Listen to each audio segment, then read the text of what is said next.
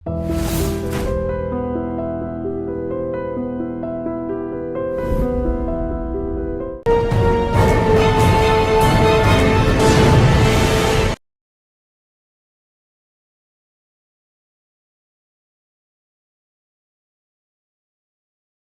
రెడ్డి గారు నమస్తే. నమస్తే సార్, కొన్ని సంవత్సరాల క్రితం జమ్మికుంట అనే పేరు కొంతమందికి మాత్రం తెలిసేది. కరీంనగర్లో జగిత్యాల జమ్మికుంట అంటే ఒక నక్సల్ ప్రభావిత ప్రాంతం అని, ఒక ఫ్యాక్షన్ అని, అది చిన్న ఊరు అని తెలుసు. కానీ జాతీయ గీతం అనే పేరు మీద దాన్ని, ఆ జమ్మికుంటని జాతీయ స్థాయిలో తీసుకొచ్చిన ఘనత మీకే వస్తుంది. అంటే సాధారణంగా జాతీయ గీతం అనేది అందరికీ పాడాలనిపిస్తుంది. ఆ పాట జాతీయ గీతం ఆలపిస్తున్నప్పుడు ఒంటి మీద వెంట్రుకలు ఎక్కబడుచుంటూ, కానీ ఆ గీతం ఆలపించిన తర్వాత మామూలుగా ఎవరి పనిలో ఉంటారు. కానీ ప్రతిరోజు అది చేయాలి అనే ఒక అంశాన్ని కాన్సెప్ట్ తీసుకోవడం, అది యువకులకి రేపటి పౌరులకి మన విలువలు చెప్పడం అనేది అది మీ ద్వారా వచ్చింది. దానికి ముందుగా మీకు నేను థ్యాంక్ యూ. అయితే ప్రశాంత్ రెడ్డి గారు ఈ జాతీయ గీతం మీద ఎందుకు ఫోకస్ చేశారంతో పాటు, మీరు సర్వీస్లోకి వచ్చినప్పుడు 96 బ్యాచ్లో అప్పుడు మీ ఫస్ట్ పోస్టింగ్లో ఏ విధంగా ఉండేది?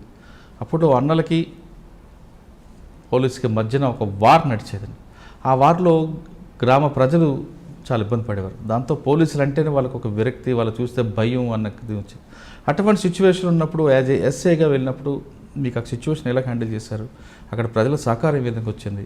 ఈ రెండు ప్రశ్నలకు సమాధానం చెప్పే ముందు అసలు ప్రశాంత్ రెడ్డి గారు పోలీసు యూనిఫామ్ ఎందుకు వేయాలనుకున్నారు? అంటే మేనమామ కూడా ఉన్నారని వేసుకున్నారా, లేదు ఎవరినైనా చూసి రోల్ మోడల్గా అయ్యి చేద్దాం అనుకున్నారా?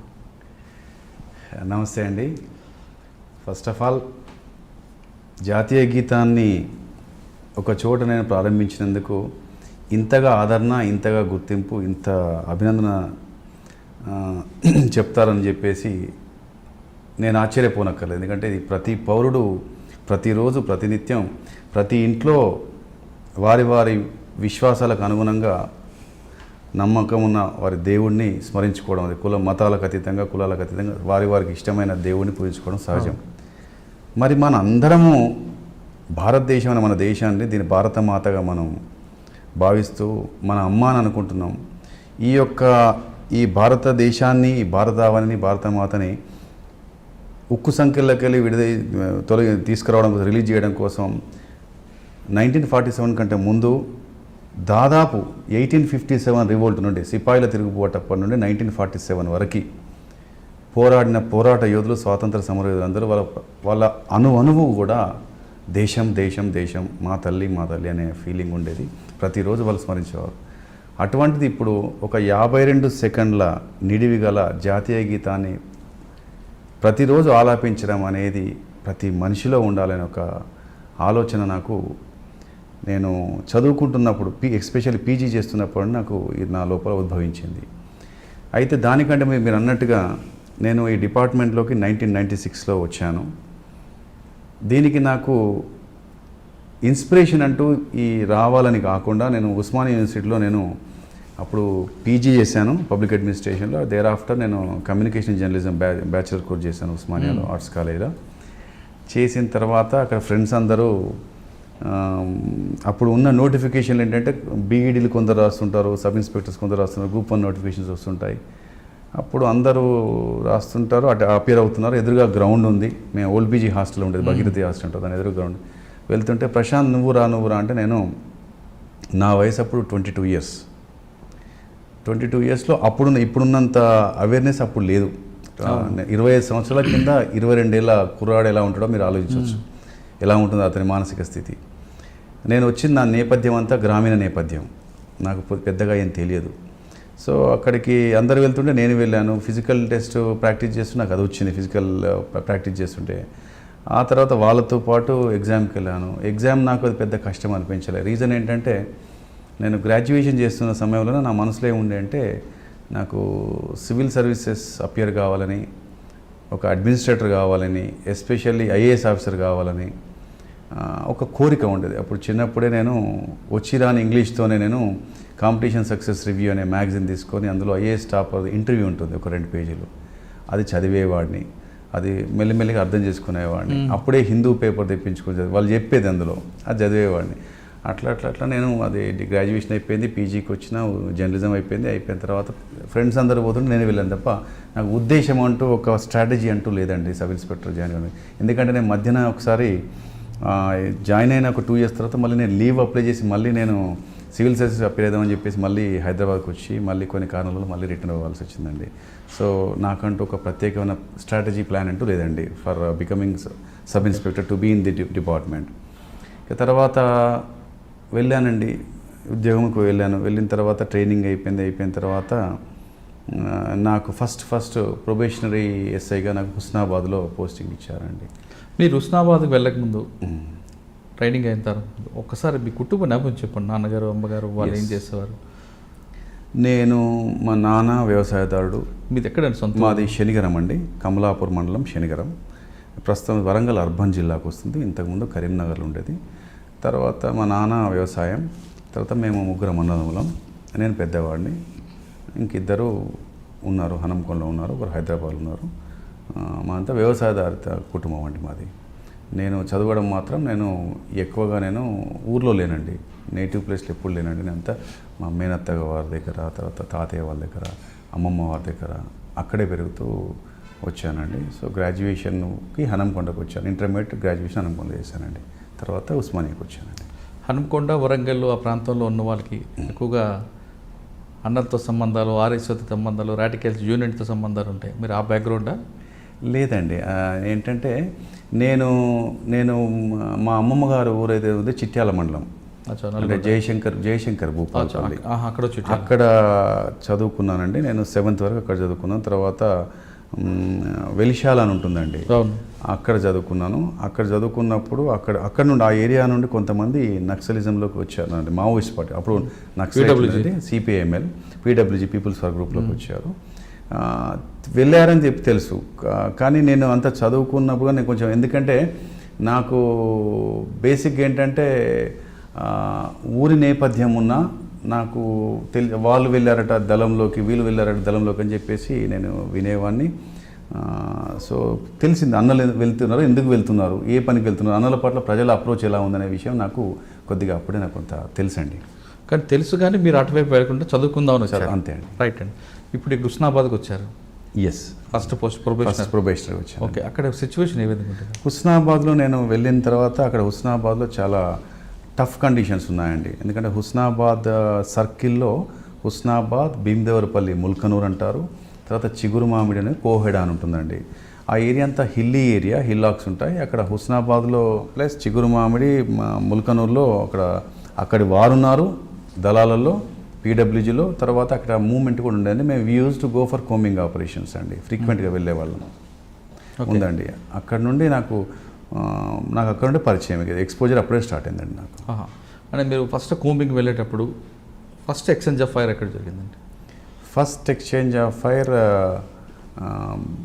మన గట్ల నరసింగాపూర్ గుట్టలు ఉంటాయండి, ముల్కనూర్, అక్కడ జరిగిందండి. అప్పుడు గట్ల నరసింగాపూర్ గుట్టలలో జరిగింది. అంటే మీరు ఫస్ట్ ఎక్స్చేంజ్ ఆఫ్ ఫైర్ క్లాసికల్దా లేదు పంపింగ్ అండి? 100% it was an exchange of fire. Classical 100%, no doubt. అంటే ఒకసారి ఎక్స్చేంజ్ ఆఫ్ ఫైర్ గురించి చెప్పండి. ఎన్ని గంటలు జరిగింది, ఎంతసేపు జరిగి ఉండొచ్చు? అది మీరు ఏ పొజిషన్లో ఉన్నారు? మీరు ఫస్ట్ ఘాట్ పొజిషన్ ఉన్నారా, లేదా మిడిల్ ఉన్నారా? జనరల్లీ దాంట్లో ఏంటంటే ఇప్పుడు ఊరికే కుప్పలు గుంపులుగా వెళ్ళామండి. ఎందుకంటే we'll have some sort of strategy. దాంట్లో ఏంటంటే మాకు గైడ్ ఉంటాడు, వరుసగా కొంత గ్యాప్ మెయింటైన్ చేస్తూ వెళ్తుంటాం. నేను as I was probationer, I was new to that area also. Why because I came newly to that area. నేను ఫీల్డ్ సర్వీస్లోకి ఫస్ట్ టైం వచ్చాను. ట్రైనింగ్ వేరే, గ్రౌండ్ రియాలిటీ వేరే. కాబట్టి నన్ను ప్రొటెక్టెడ్గా చూసుకునేవారు నన్ను. సో నేను మధ్యన ఉండేది. వెళ్తుంటే అది ఎర్లీ అవర్స్లో జరిగింది. జరగానే ఫైరింగ్ వస్తుందనగానే వెంటనే ఏం చేయాలంటే మాకు ట్రైనింగ్ చెప్పింది, ఫైరింగ్ రాగానే నిల్చోవద్దు హీరోలాగా, వెంటనే మనం ఫస్ట్ ఎటువైపు నుండి వస్తుందో చూసుకొని వెంటనే లై డౌన్ కావాలి. ఎందుకంటే గ్రౌండ్కు దగ్గరగా ఉంటే మనకు ఎప్పుడు సేఫ్ ఉంటాం. సో లై డౌన్ అయినాక చూసి పడుకొని చూసుకుంటూ ఎటువైపు వస్తుంది చూసుకుంటూ, మళ్ళీ మా దాంట్లో మా క్రాస్ ఫైర్ కూడా కాకుండా చూసుకోవాలండి. నా దగ్గర వెపన్ ఉంది కదా, నేను దాంట్లో కావాల్సిన రౌండ్స్ ఉన్నాయి కానీ చెప్పి ఫటాఫటా కాలిస్తే మన వాళ్ళే పోతారు. సో క్రాస్ ఫైర్ కాకుండా ఎన్ష్యూర్ చేసుకుంటూ ఎటువైపు వస్తుందో వీలైనంత వరకు మనిషిని చూసే ప్రయత్నం చేయాలి, చూసి అటువైపు ఫైర్ చేయాలి తప్ప ఈ ఇష్టం వచ్చిన కొడితే ఈ రౌండ్స్ అయిపోతాయి, ఇష్టం వచ్చిన కొడితే మనిషి కూడా పోయే ప్రమాదం ఉంటుంది కాబట్టి జాగ్రత్తగానే ఉండేదండి. జనరల్గా ఒక్కొక్కసారి ఏం చేస్తారంటే స్ట్రాటజికల్గా మిస్ఫైర్ చేస్తుంటారు కొంతమంది. అంటే నార్త్లో ఉండి ఈస్ట్ వైపు ఫైరింగ్ చేయడం, అంటే అటెన్షన్ డైవర్షన్ చేయడం కూడా చేస్తుంటారు. అటువంటి వారు మీకు ఎదురుపడ్డాయి? ఛాన్సెస్ ఉండేది. మాకు ట్రైనింగ్లో మాకు ఎస్పెషల్లీ గ్రేహౌండ్స్ ట్రైనింగ్లో ఇవన్నీ చెప్పేవారు. ఎందుకంటే ఈ డిసెప్షన్ ఉంటుంది, ఇది అటెన్షన్ డైవర్షన్ ఉంటుంది. ఒకవైపు ఫైర్ చేసేసి ఇంకో వైపు నుండి అటాక్ చేసే అవకాశం ఉంటుంది. మనమంతా ఫైరింగ్ వైపు చూసుకుంటూ అటువైపు వెళ్తుంటే వెనకాల నుండి వచ్చే అవకాశం ఉంటుంది. కాబట్టి 360 డిగ్రీస్ని కవర్ చేసుకుంటూ కంప్లీట్ అలర్ట్గా ఉండాలి. ఒకవైపే పూర్తిగా గుడ్డిగా నమ్మద్దు. ఫైర్ వచ్చిన వైపే మనం పోదు, ఫైర్ పవర్ను కంట్రోల్లో పెట్టుకొని అన్ని చోట్ల చూసుకుంటూ ఇవన్నీ కీడెంచి మేలించాలన్నట్టుగా అన్ని యాంగిల్స్లో చూసుకుంటూ అన్ని వైపులో చూసుకుంటూ జాగ్రత్తగా ఉండాలి. ఈవెన్ మన వాళ్ళు కూడా సరిగ్గా ఉన్నారో మన వెనకాలే ఉన్నారని కూడా చూసుకోవాల్సిన అవసరం ఉంటుంది. ఆ ఎక్స్చేంజ్ ఆఫ్ ఎంతసేపు జరిగింది, ఎన్ని బాడీస్ పడి ఉంటాయి? అప్పుడు it was actually they escaped అండి. మాకు we could able to get the material. వాళ్ళు లెఫ్ట్ ఓవర్ కొంత సాహిత్యం అంటూ అది, తర్వాత కొన్ని వాళ్ళ కిట్ బ్యాగ్స్ అవి దొరికాయి. వాళ్ళు వండుకుంటున్న పాత్రలు అవన్నీ ఆ ప్లేస్ దొరికింది తప్ప మనుషులు అప్పుడు ఏం కాలేదండి. దాని తర్వాత నెక్స్ట్ ఎక్కడ చేశారండి? అక్కడే ప్రొబేషనర్గా మళ్ళీ ఇంకొకసారి వెళ్ళారు కోపింగ్లోకి? తర్వాత నంబర్ ఆఫ్ టైమ్స్ ఇప్పుడు ఉద్యోగంలో భాగంగా తర్వాత నేను చేసిన అంతా ఇప్పుడు హుస్నాబాద్ తర్వాత నాకు ఇచ్చిన first independent posting was at Manthani Muttaram అండి. మంతని ముత్తారం అంటే ఇట్ వాజ్ కంప్లీట్లీ అది ఫారెస్ట్ ఏరియా. మంతనికి 15 కిలోమీటర్ దూరం ఉంటుంది.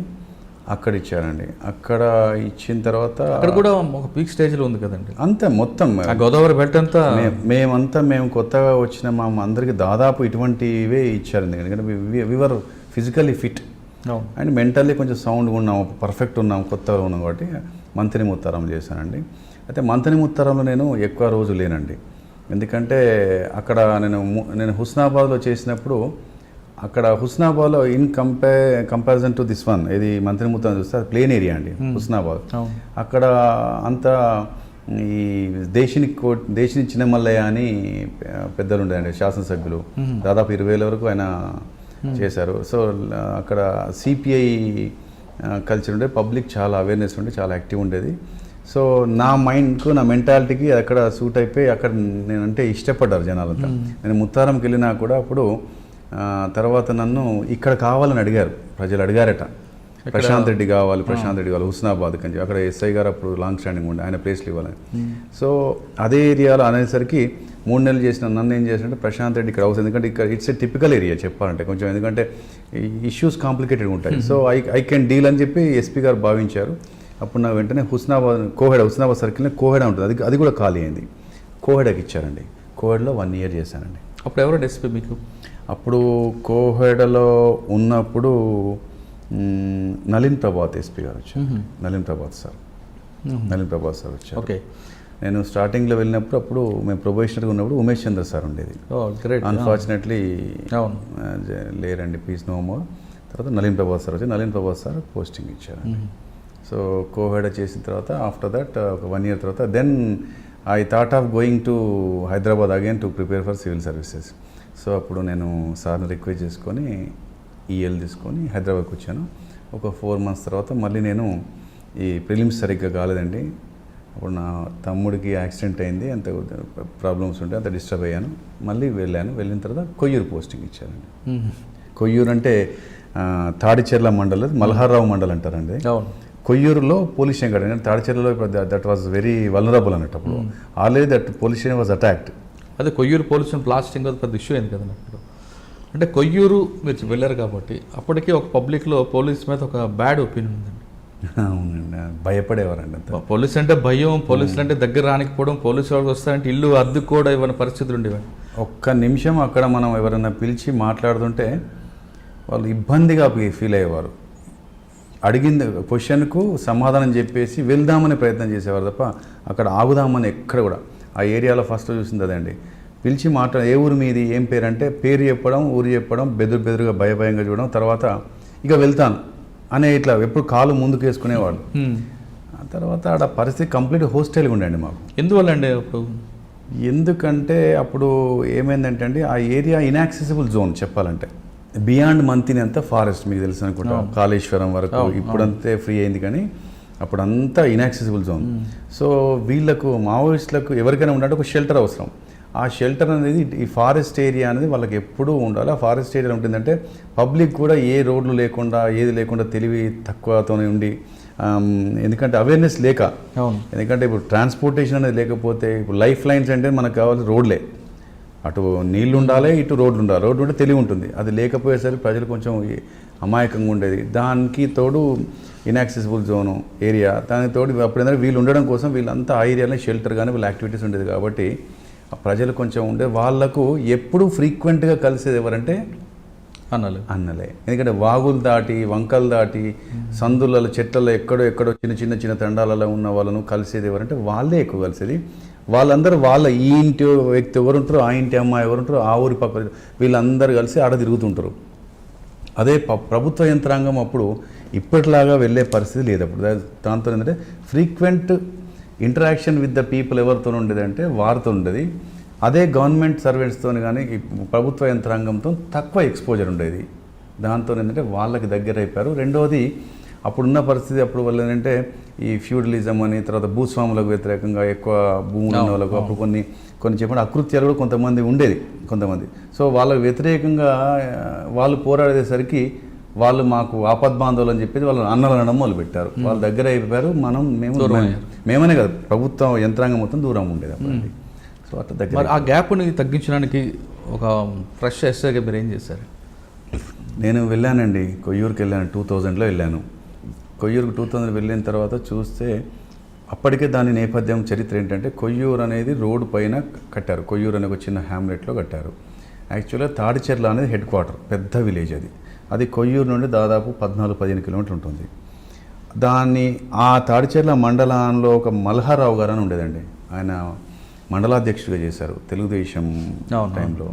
వారిని అప్పుడు నేను చిన్న బాబునప్పుడు ఆ టైంలో అతన్ని కిడ్నాప్ చేసేసి అతను తీసుకెళ్ళి అడవుల్లో కాల్చి చంపేశారు. ఆయనకు అక్కడ ఉన్న పేరుకు తగ్గట్టు ఆయన మంచి పేరుంది అని చెప్పేసి ఆయన పేరిట మల్హారావు మండలం చేశారు. సో అప్పటికే ఒక ఎంపీపీని చంపారు. తర్వాత అక్కడ police station, Tadicherla police station blast చేశారు. అక్కడికి దాని తర్వాత కొయ్యూరు ఎన్కౌంటర్, కూడా భారీ ఎన్కౌంటర్ అయిందండి. ఆ తర్వాత నేను వెళ్ళాను అక్కడికి. చూసిన తర్వాత ఎవరు చూసినా ఎవరు పోలీస్ స్టేషన్కి రారు, ఎవరు పోలీస్ స్టేషన్ మాట్లాడరు. పోలీస్ స్టేషన్కి వస్తే ఇన్ఫార్మల్ అని చెప్పి చంపేస్తారని చెప్పి భయంతో ఎవరు దగ్గర రారు. మనం వెళ్ళి మాట్లాడితే వాళ్ళు దూరం పోతుంటారు. మనం ఇంకా దగ్గరికి వెళ్తే అంత ఇన్ఫార్మల్గా ముద్ర వేయబడుతుంది, వాళ్ళు చంపేస్తారు. కాబట్టి ప్రజలు వాళ్ళ పనులలో వాళ్ళు ఉండేది. మేము రాత్రి పోయి మేము కొద్దిగా అన్నల్లాగా మేము బిహేవ్ చేద్దామని చెప్పి ప్రయత్నం చేసి ఎవరితో మాట్లాడినా మేము అన్న నమస్తే అనగానే నమస్తే సార్ అని వాళ్ళనేది ఊరికనే గుర్తుపట్టేది. అర్ధ కటిక చీకట్లో కూడా వాళ్ళు గుర్తుపట్టేది మమ్మల్ని. సో ఉండేది. తర్వాత మాకు నోట్లోకి వెళ్ళి ఒక్క పదం రాకపోయింది నేను విషయం అడిగితే. మేము చాలా ఉండేది. ఎందుకంటే అప్పటికంతా ఐడియాలజికల్గా ఏంటంటే వాళ్ళే మాకు ఏ బాధ అయినా చెప్తే వాళ్ళు వింటారు, వాళ్ళు అర్థం చేసుకుంటారు. వీళ్ళందరూ ఏం తెలియకుండా కారణం లేకుండా కొడతారు, తిడతారు, కేసులు అవుతాయి అనే ఒక భావన ఉండేది. మళ్ళీ మేము ఇప్పుడు మన వేషధారణ కానీ, మన మాట తీరు కానీ, మన పద్ధతి కానీ, సహజంగా ఉద్యోగం వచ్చి కాన్ఫిడెంట్గా ఫైనాన్షియల్లీ జీతం వచ్చి ఉండేసరికి ఆ పబ్లిక్ లేని వాళ్ళు ఉంటారు. ఆ లేని వాళ్ళకు వీళ్ళు మంచిగా చక్కగా ఉండేసరికి న్యాచురల్గానే కొంత డిఫరెన్స్ ఉంటుంది. ఆ గ్యాప్ను పబ్లిక్ ఏమంటే వీళ్ళు మా వాళ్ళు కాదు, మనకు కాదు, మనకంతా మన వాళ్ళు అన్నలు అని అనుకుంటూ మమ్మల్ని దూరంగా చూసేది. అటువంటి పరిస్థితుల్లో నేను I was bachelor, I was unmarried those days. So అప్పుడు చూసి నేను చదువుకున్నదంతా అప్పుడు నేను దాన్ని వాడడం మొదలుపెట్టానండి. బేసికల్గా నా మైండే నేను కొద్దిగా ఫ్రెండ్లీగా ఉంటానండి నా లోపల. ఎందుకంటే నాకు లోపల నేను ఉద్యోగి పోలీస్ని అయ్యాను అని చెప్పి సినిమాటిక్గా పోయే మనస్తత్వం కాదండి. సో ఫ్రెండ్లీగా ఉంటాను, సింపుల్గా ఉంటాను. సో నా మనస్తత్వానికి అక్కడ పబ్లిక్ అట్లా ఉండేసరికి నాకు నో వాళ్ళను మన వైపు మనల్ని అర్థం చేసుకోవాలి. మనకు గవర్నమెంట్ ఇంత వాళ్ళ సొమ్మే మనం తింటున్నాం, వాళ్ళ పనులతోనే డబ్బులు వస్తున్నాయి. మరి వాళ్ళకు సేవ చేయాల్సిన మనం ఇలా ఉండడం కరెక్ట్ కాదు. వాళ్ళకు ఏ ఇబ్బంది అయినా మనం చేయాలి, వాళ్ళు ఎందుకు చేయాలి, వాళ్ళు ఎందుకు అట్లా కావాలి, అసలు అటువైపు పోవద్దు అని అప్పుడు చిన్నవాడిని నేను అర్థం చేసుకున్నా. నా చదువును వాడుకున్నాను. ప్రజల దగ్గర కావడం కోసం వచ్చిన ప్రతి వ్యక్తితో చక్కగా మాట్లాడి వాళ్ళ సమస్యను అర్థం చేసుకొని వీరంత మేరకు నేను ఎక్కువ విలేజెస్ అన్నీ విజిట్ చేసేవాడినండి. విలేజ్ విజిట్ చేసి అక్కడ సహజంగా మీరు గమనించండి, వాళ్ళు మనం దారిలో వెళ్తుంటే ఊర్లలో వాళ్ళు గడ్డి మోపేసుకొని పోతున్న వాళ్ళు కానీ లేకపోతే పార అవి పట్టుకొని పోతున్న వాళ్ళు అన్ని కింద పడేసి కింద పెట్టేసి మనకు 2 చేతులతో నమస్తే సార్ అంటారు. పక్కనకు వచ్చి నమస్తే పెడుతుంటారు అంటారు. అంటే కొందరిని మనస్తత్వం చూశాను. అప్పట్లో ఎట్లుండాలంటే నమస్తే సార్ అని ఇట్లా అనడం ఇంతే, రియాక్షన్ ఇట్లా. నమస్తే అని అతను 2 చేతులు పెట్టంటే మనం ఇలా అనడం ఇంతే. అంటే ఒక పురుగును చూసినట్టు చూసేవారు చెప్పాలంటే. ఫస్ట్ మన బాడీ లాంగ్వేజ్ మార్పు రావాలి అని అనుకున్నాను. కాబట్టి నమస్తే అంటే ప్రతి నమస్కారం నమస్తేనే, బాగున్నావా పెద్ద మనిషి, తాత బాగున్నావా, తమ్మి బాగున్నావా, అవ్వ బాగున్నావా, ఏం చేస్తున్నావు, కొడుకులు అన్నం పెడతానరా, బిడ్డలనరా, పెళ్ళిళ్ళు చేసినవా అని వాళ్ళ యొక్క వ్యక్తిగత విషయాలు అడగడం, యోగక్షేమాలు అడగడం, వాళ్ళ భాషలో మాట్లాడు తిన్నావా, అంత మంచేనా, ఎట్లా ఉన్నావు అంటే వాళ్ళు అప్పుడు కొద్ది కొద్దిగా మనం మాట్లాడే తీరుని బట్టి వాళ్ళు కొద్దిగా దగ్గర అవుతుంటారు, నమ్ముతుంటారు. అప్పుడు వాళ్ళకి ఏమైనా సరే నీకు ఏమైనా అవస్థ అయితే చెప్పు, నీకేమైనా బాధ అనిపిస్తే చెప్పు.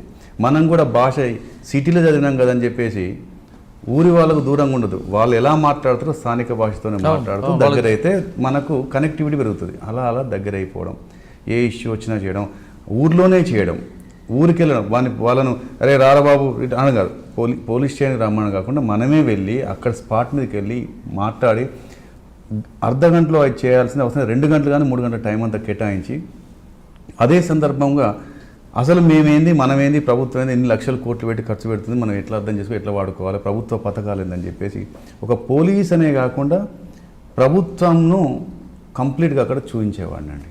వారి పోలీస్ అని కేవలం ఈ పనే చేయాలి, ఈ పని నాకు సంబంధం లేదు, మీరు ఇక్కడి వాళ్ళని కాకుండా వారికి ఏ సమస్య వచ్చినా ఫస్ట్ నేను ఈ పోలీస్ స్టేషన్లో ఉన్న సిబ్బంది గుర్తు రావాలి అనేది నేను ఒక లక్ష్యంగా పెట్టుకున్నాను.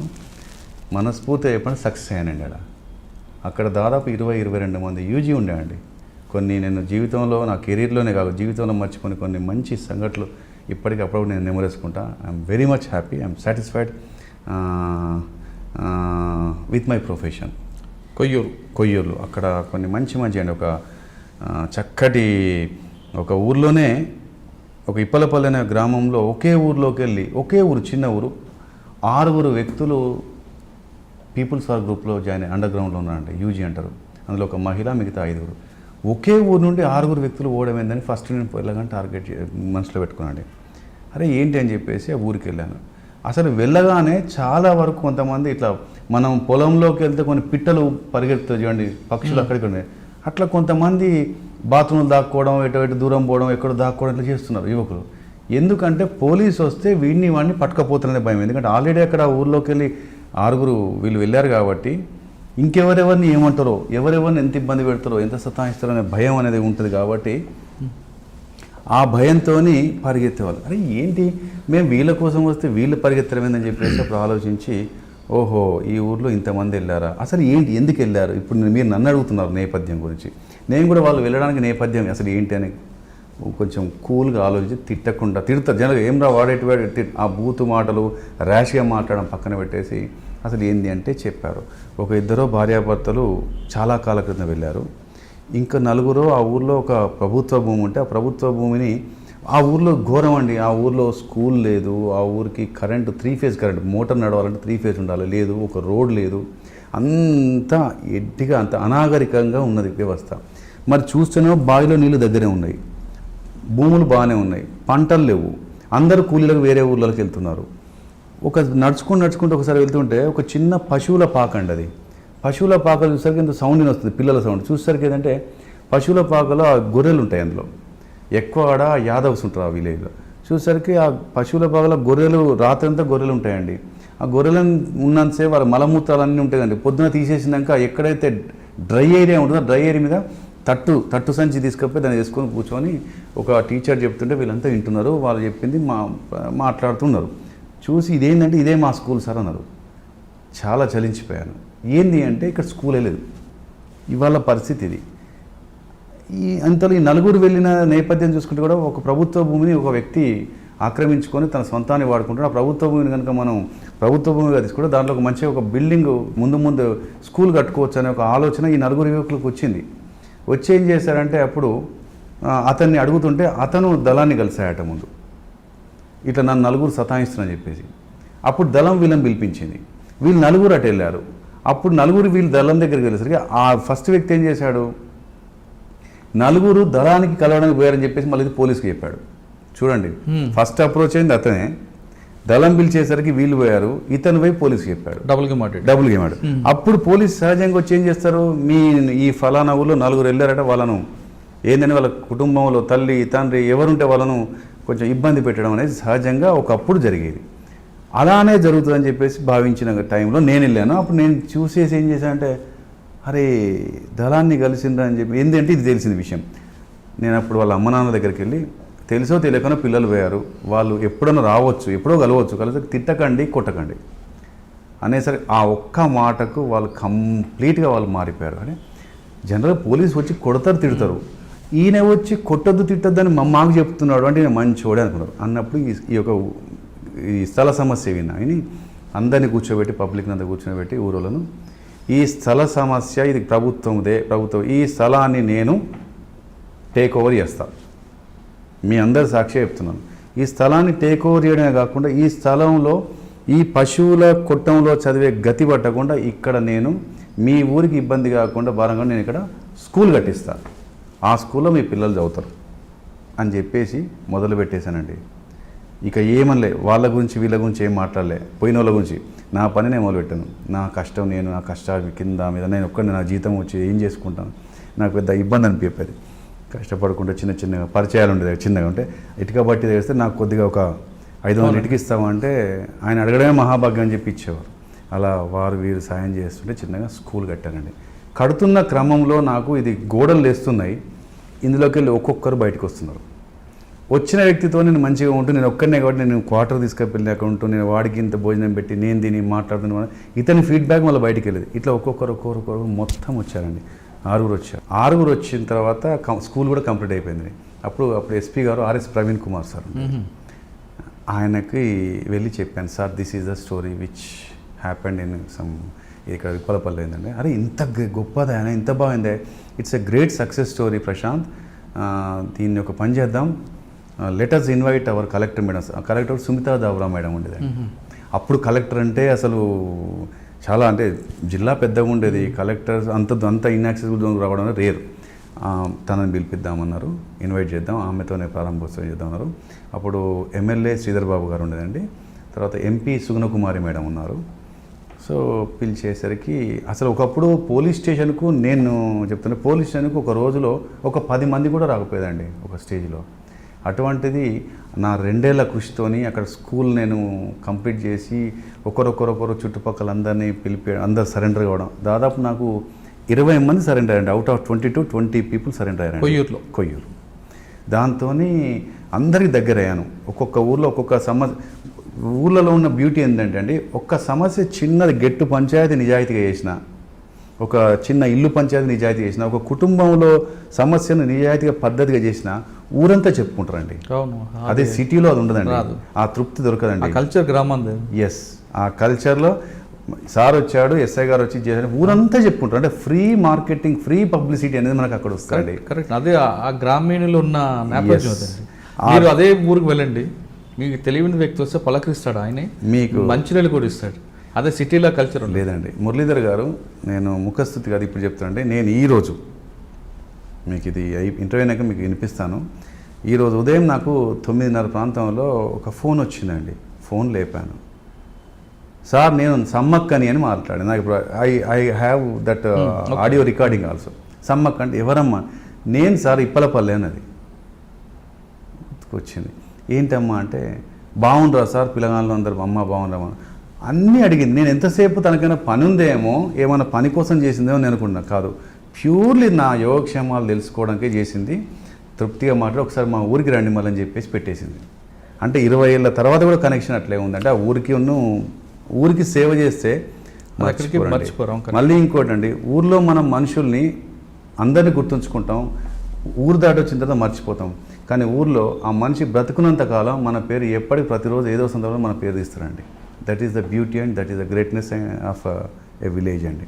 సో ఆ సక్సెస్లో సుమితా దావ్రా మేడం, ఎస్పీ గారు అందరూ వస్తే 10 మంది కూడా పట్టుకొని 10 మంది పోలీసుని పిలుస్తారా అని రోజులలో, ఆ రోజున 2001 సంవత్సరంలో 10,000 మంది పబ్లిక్ వచ్చారండి చుట్టుపక్కల గ్రామాలు మొత్తం ట్రాక్టర్లలో. That was a big success. Sir ఇప్పుడు మీరు అంత ఇంటీరియర్ ఏరియాలో ఒక కలెక్టర్ని అందరం గ్యాదర్ తీసుకెళ్ళారు, మరి అటువైపు నుంచి థ్రెట్ ఏం రాలేదా మధ్యలో? అంటే ఒకటండి, ఎందుకంటే మీరు చెప్తున్న కాళేశ్వరం మహాదేవ్పురం అంతా వాళ్ళు హబ్బు కదా. ఎస్ అయితే ఏంటంటే అండి, జనరల్గా ఏంటంటే మనకు ఎక్కడ ఆ ప్రాబ్లం ఉంటుందంటే, మనం ఏమైనా తప్పుడు పనులు చేస్తే, మిస్టేక్ చేస్తే, అన్యాయంగా అకారణంగా కేసు పెట్టినా లేకపోతే ఎవరన్నా కొట్టినా ఏదంటే ఛాన్సెస్ ఉంటాయి. వాళ్ళు విమర్శించడానికి అవకాశం ఆస్కారం లేకుండా జాగ్రత్తగా ఉండాల్సిన అవసరం చాలా ఉంటుందండి అక్కడ. ఎందుకంటే ఏ చిన్న పొరపాటు తొందరపాటుతో మనం కొట్టినా ఏదన్నా కూడా అది వాళ్ళ అవకాశం, అంటే అడ్వాంటేజ్, మనం చేసిన పొరపాటును వాళ్ళు అడ్వాంటేజ్ తీసుకునే అవకాశం ఉంటుంది. ఆ ఛాన్స్ ఇవ్వకుండా జాగ్రత్త పడడం జరిగిందండి. అదే కాకుండా అక్కడ బొగ్గు డ్రిల్లింగ్ మిషన్లను కూడా అప్పుడు కాల్చి వేసేవారు చుట్టుపక్కల. డ్రిల్లింగ్ అప్పుడు బొగ్గు ఎక్స్ప్లోరేషన్ వర్క్స్ అయ్యేదండి. అప్పుడు నేను ఏం చేశానంటే, కాళ్ళ కింద బంగారం కానీ కనుచూపు మేరలో కటిక దారిద్ర్యం అని ఓ స్లోగన్ తీసుకెళ్ళిపోయేది. అంటే కింద నల్ల బంగారం ఉంది కానీ తీద్దామంటే వీళ్ళు తీయనిస్తలేరు, కనుచూపు మేరలో దరిద్రంగా కనబడుతుంది, కిందనే బంగారం ఉంది. కారణం ఎవరంటే వాళ్ళు డ్రిల్లింగ్ మిషన్లను కాలబెట్టేసరికి ప్రభుత్వం ముందు రాలేకపోతుంది. ఈ తొందరగా మీకు ఓపెన్ కాస్ట్ ల్యాండ్ మైనింగ్ అయితే మీ జీవితాలు బాగుపడతాయని, అంటే ప్రజలకు డెవలప్మెంట్ వైపు తీసుకెళ్తూ మన ప్రతి చర్యను కూడా జాగ్రత్త చేస్తూ, వారి యొక్క ఇబ్బంది ఉంటే అది వాళ్ళు ఏ పరిస్థితులు వచ్చారు, నేనే ఆ కుటుంబంలో ఉంటే, ఒక కుటుంబ పెద్దగా ఆ ఇంటి కొడుకుగా ఉంటే ఎలా స్పందిస్తా అనే ఒక భావంతో అలా చేసుకుంటూ, అదే నా యొక్క ఊరు, అదే నా యొక్క మండలం, అక్కడే నేను అక్కడి పౌరుణ్ణి అని ఫీల్ అవుతూ అలానే చేసుకుంటూ దగ్గర అయ్యేదండి. సార్ ఆ టైంలో ఎక్స్చేంజ్ ఆఫ్ ఫైర్ జరిగాయా కొవ్వూరులో? కొయ్యూరు అయినాయండి. ఒక బగుళ్ళగుట్ట అని ఒక ప్రాంతం ఉంటుంది, మంతినిముత్తాల లిమిట్స్. నేను కొయ్యూరులో ఉన్నాను అప్పుడు పార్టీస్ డిఫరెంట్ ఏరియా పోలీస్ స్టేషన్కి వెళ్ళి పార్టీస్ని ఇన్ఛార్జెస్ పెడతారు. అందులో I was leading one party. Bagullagutta అనే ఒకటి ఎక్స్చేంజ్ ఆఫర్ అయిందండి. ఇంకొకటి భూపాల్పల్లి లిమిట్స్లో రాంపూర్ అని ఉంటుందండి, అక్కడ ఒక ఎక్స్చేంజ్ ఆఫర్ అయిందండి. ఓకే, అంతే. తర్వాత ఎక్కడికి వచ్చారు? తర్వాత మా కొయ్యూరు చేశానండి, 2 years చేశానండి. తర్వాత అక్కడ నుండి నెక్స్ట్ కొయ్యూరు నుండి మానకొండూరు వచ్చానండి. మానకొండూరు కంప్లీట్లీ ప్లేన్ ఏరియా, అది కంప్లీట్ ప్లేన్. కానీ అప్పుడు ఈ సెల్ ఫోన్లు ఇదంతా రాలే, ఇప్పుడు 2002 సంవత్సరంలో రాలే. ఎవరో కొద్ది మందికి ఇన్కమింగ్ కూడా ఛార్జ్ పడే రోజులు. మానకొండూరు వచ్చినాక అక్కడ కూడా ఏంటంటే ప్రతి దగ్గర ఒక సమస్య ఉంటుందండి. మనం చూసే చూపుని బట్టి ఉంటుందండి, దృష్టిని బట్టి ఉంటుంది. సమస్యలు ఉన్నాయని చూడాలని కూడా చూస్తే కనిపిస్తుంది, ఏం లేవులే అని మనం అనుకుంటాం, కానీ చుట్టూ సమస్యలు ఉంటాయి. కాబట్టి అక్కడ కూడా సమస్యలు ఏంటంటే, చూడండి ఒక్కసారి, ఒక 25-30 కిలోమీటర్ దూరంలో ఉన్న ఒక ఊర్లో ఒక చిన్న నిరుపేద కుటుంబానికి ఒక సమస్య వచ్చిందండి. వాళ్ళు నేరుగా పోలీస్ స్టేషన్కి రావడానికి జంకుతారు, ఎందుకంటే వాళ్ళకి తెలియదు. ఏం చేస్తారు, ఆ ఊర్లో ఒక పెద్దనో ఒక మధ్యవర్తినో బయట 4 దిగులు తెల్ల ధోతి తెల్ల ప్యాంట్ వేసుకొని తిరిగే వ్యక్తిని పట్టుకుంటారు. అతను ఊరికెరాడు కదా, అతనికి 100-200 ఇవ్వాలి. అతను బస్ ఛార్జీ పట్టుకొని వాళ్ళు ఆటోలో వస్తూ ఉంటాడు. అప్పుడు కార్లంతా లేవు. అతన్ని పట్టుకొని అంత దూరం నుండి ఇక్కడ ప్రయాణించేసరికి ఇక్కడ నేను ఏ బందోబస్తు, ఏ మీటింగో, ఏ పనికో ఎక్కడికో వెళ్తా.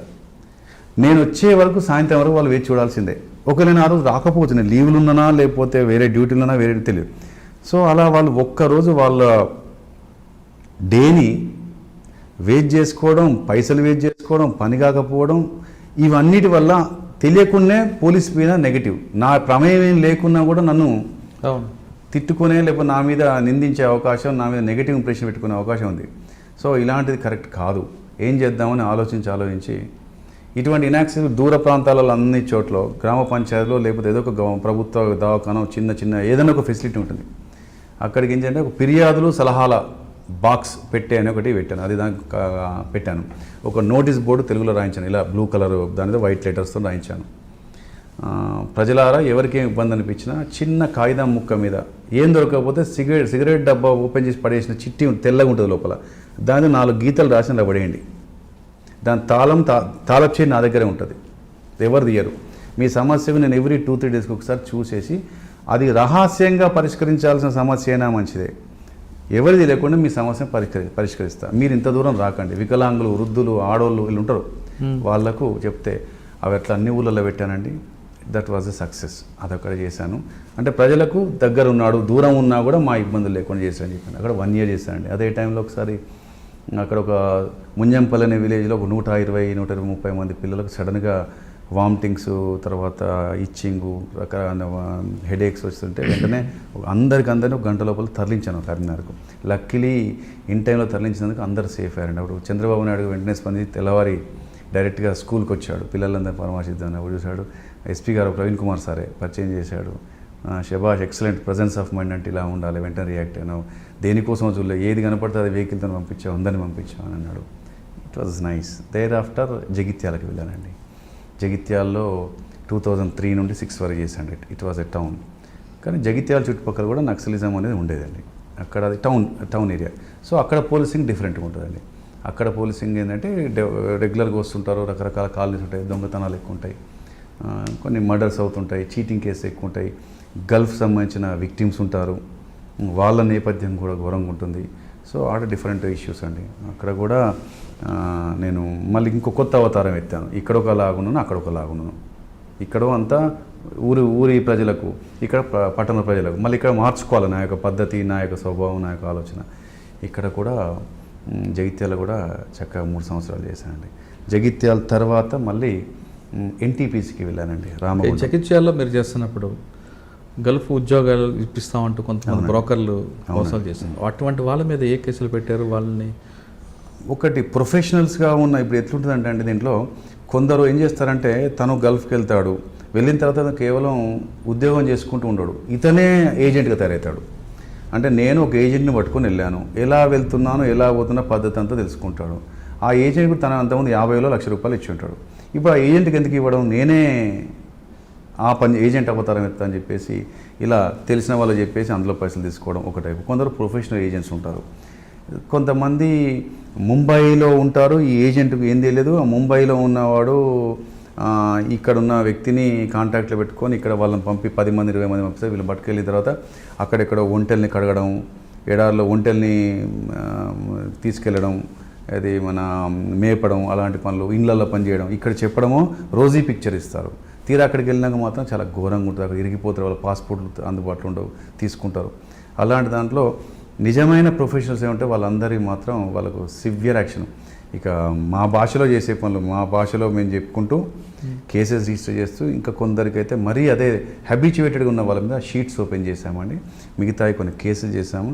ఇంకా కొన్ని ప్రతిదీ కేసు పరిష్కారం కాదు. ఇప్పుడు జనాలు ఎట్లుంటారంటే ఊళ్ళల్లో అక్కడ, నేను 1,00,000 రూపాయలు ఇచ్చి మోసపోతే నువ్వేదో కేసు పెట్టుకున్నావు, కేసు పెడితే వాడు జైలు పోయాడు, వారం 10 రోజుల పైన వాడు బెయిల్ మీద వచ్చాడు, మా 1,00,000 రూపాయల గురించి ఎవరు పట్టించుకుంటలేరే అనే పరిస్థితి. కరెక్ట్. ఆలోచన అదే, తన ఆలోచన ఏంటంటే ఇన్స్టాంట్ జస్టిస్ కావాలి, నా పైసలు నాకు రావాలి. జైలుకి వెళ్ళాడా ఎక్కడికి వెళ్ళాడా నాకు అనవసరం, మీరు ఏం చేసుకుంటూ చేసుకున్న డబ్బులు కావాలంటే, డబ్బులు ఇవ్వాలంటే వాడికి కేసు వద్దంటాడు. సో ఈ విషయంలో కొద్దిగా మేము ఇబ్బంది పడ్డ మాట వాస్తవమే. ఎందుకంటే మేము ఎవరి కోసమైతే ఉన్నామో వాళ్ళ దగ్గర ఫీడ్బ్యాక్, రేటింగ్ అనేది సరిగ్గా లేకపోతే తృప్తినివ్వదు. కాబట్టి వాళ్ళ కోసం కొద్దిగా ఆలోచించి ఒకవేళ డబ్బులు ఇచ్చి తిరిగి ఇచ్చే అవకాశం ఉంటే తిరిగి ఇచ్చే పరిస్థితి చేస్తూ మళ్ళొకసారి చేయకుండా వాడితో అండర్టేకింగ్ రాయించుకుంటూ చేశాండి. ఇందులో కొద్దిగా ఆ డబ్బులు ఇప్పించినప్పుడు చాలా తృప్తి అనిపించేదండి. సార్, జగిత్యాల మీరు పనిచేస్తున్న టైంలో జనరల్గా విజిబుల్ పోలీసింగ్ ఎక్కువగా ప్రయారిటీ ఇచ్చేవారా? లేదు పోలీస్ స్టేషన్లోనే? లేదండి, విజిబుల్ పోలీసింగ్ అనేది 100% అవసరం అండి. రీజన్ ఏంటంటే అందరూ పోలీసింగ్కి రారండి, కానీ అందరిలో మనం ప్రజలందరిలో కూడా మనం కాన్ఫిడెన్స్ క్రియేట్ చేయాలి. కాన్ఫిడెన్స్ క్రియేట్ చేస్తే, ఇప్పుడు జనరల్గా పెట్రోలింగ్ చేస్తే మీరు పెట్రోలింగ్ సౌండ్ వేసుకుంటూ హారన్ వేసుకుంటూ వెళ్తారు, ఎక్కడ దొంగలు అక్కడ గప్చిప్ అన్నట్టు ఉండాలని అనుకుంటారు. కానీ తప్పండి. ఏంటంటే మేము ఉన్నాము, మీ దగ్గర మీ చెంతనే ఉన్నాం, మీరు పడుకోండి, హాయిగా నిద్రపోండి, మేము మీ వెంటే ఉన్నాం, మీ పక్కనే ఉన్నామని చెప్పేసి మేము వీధుల్లో తిరుగుతుంటాం. విజిబుల్ పోలీసింగ్ చేస్తేనే ఎవరన్నా, చాలామంది ఇప్పుడు ఎవరన్నా అటెంప్ట్ చేద్దాం ఏదన్నా ఒక క్రిమినల్ మైండ్తోనే పోతుంటాడు వాడు. అనుకోకుండా మా పెట్రోలింగ్ మేము వెళ్తున్నా కనిపిస్తే ఇక్కడ పోలీసు ఉన్నారు, ఇక్కడ పోలీస్ ఆర్ డూయింగ్ సంథింగ్ అనే ఒక ఆలోచన వస్తే వీడు డిస్కరేజ్ అయిపోతాడు, ఆలోచన మానుకుంటాడు. ఫ్రీక్వెంట్ లాడ్జెస్ చెకింగ్ చేయడం, సడన్గా బస్ స్టాండ్లో ఉన్న చుట్టుపక్కల ఆవరణ మొత్తం దాన్ని కార్డన్ ఆఫ్ చేసేసి కంప్లీట్ ఫ్రిస్కింగ్, పర్సనల్గా ఫ్రిస్కింగ్ చేయడం, ఉమెన్ కంపోనెంట్ తీసుకువెళ్ళడం, ఉమెన్ పోలీస్ తీసుకుని ఎవరి వాళ్ళు ఫ్రిస్కింగ్ చేయడం, డౌట్ఫుల్గా అనిపిస్తే వాళ్ళని పికప్ చేసుకొని స్టేషన్కి వచ్చి నిదానంగా ఇంటర్వ్యూ చేయడం, ఇలా చేయడం. తర్వాత వెహికల్ చెకింగ్ చేయడం, తర్వాత నాకాబందీ అంటారు, అంటే కంప్లీట్గా మా యొక్క ఏరియాస్లో కార్డన్ చేసి అక్కడ వచ్చిపోయే వాళ్ళను క్లోజ్గా పరిశీలిస్తూ చేయడం.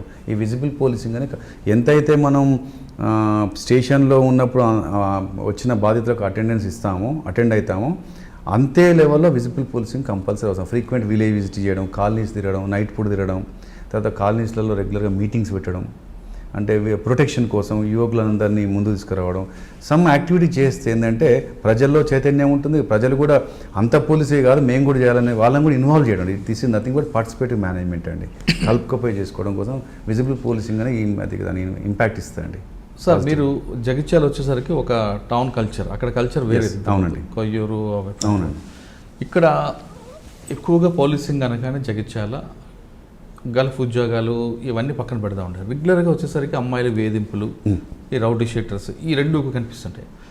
మీరు అన్నట్లుగా ఏ పబ్లిక్కి అయినా సరే మీరు అరెస్ట్ చేసి జైలు పంపించడం అనేది కాకుండా ఒక అమ్మాయి ఉంది, వాడు రోజు ఒక రౌడీ షీటర్ వెళ్ళిపోయి అల్లరి పెడుతున్నాడు, ఆమెకి అక్కడ దగ్గరలో జస్టిస్ కావాలి.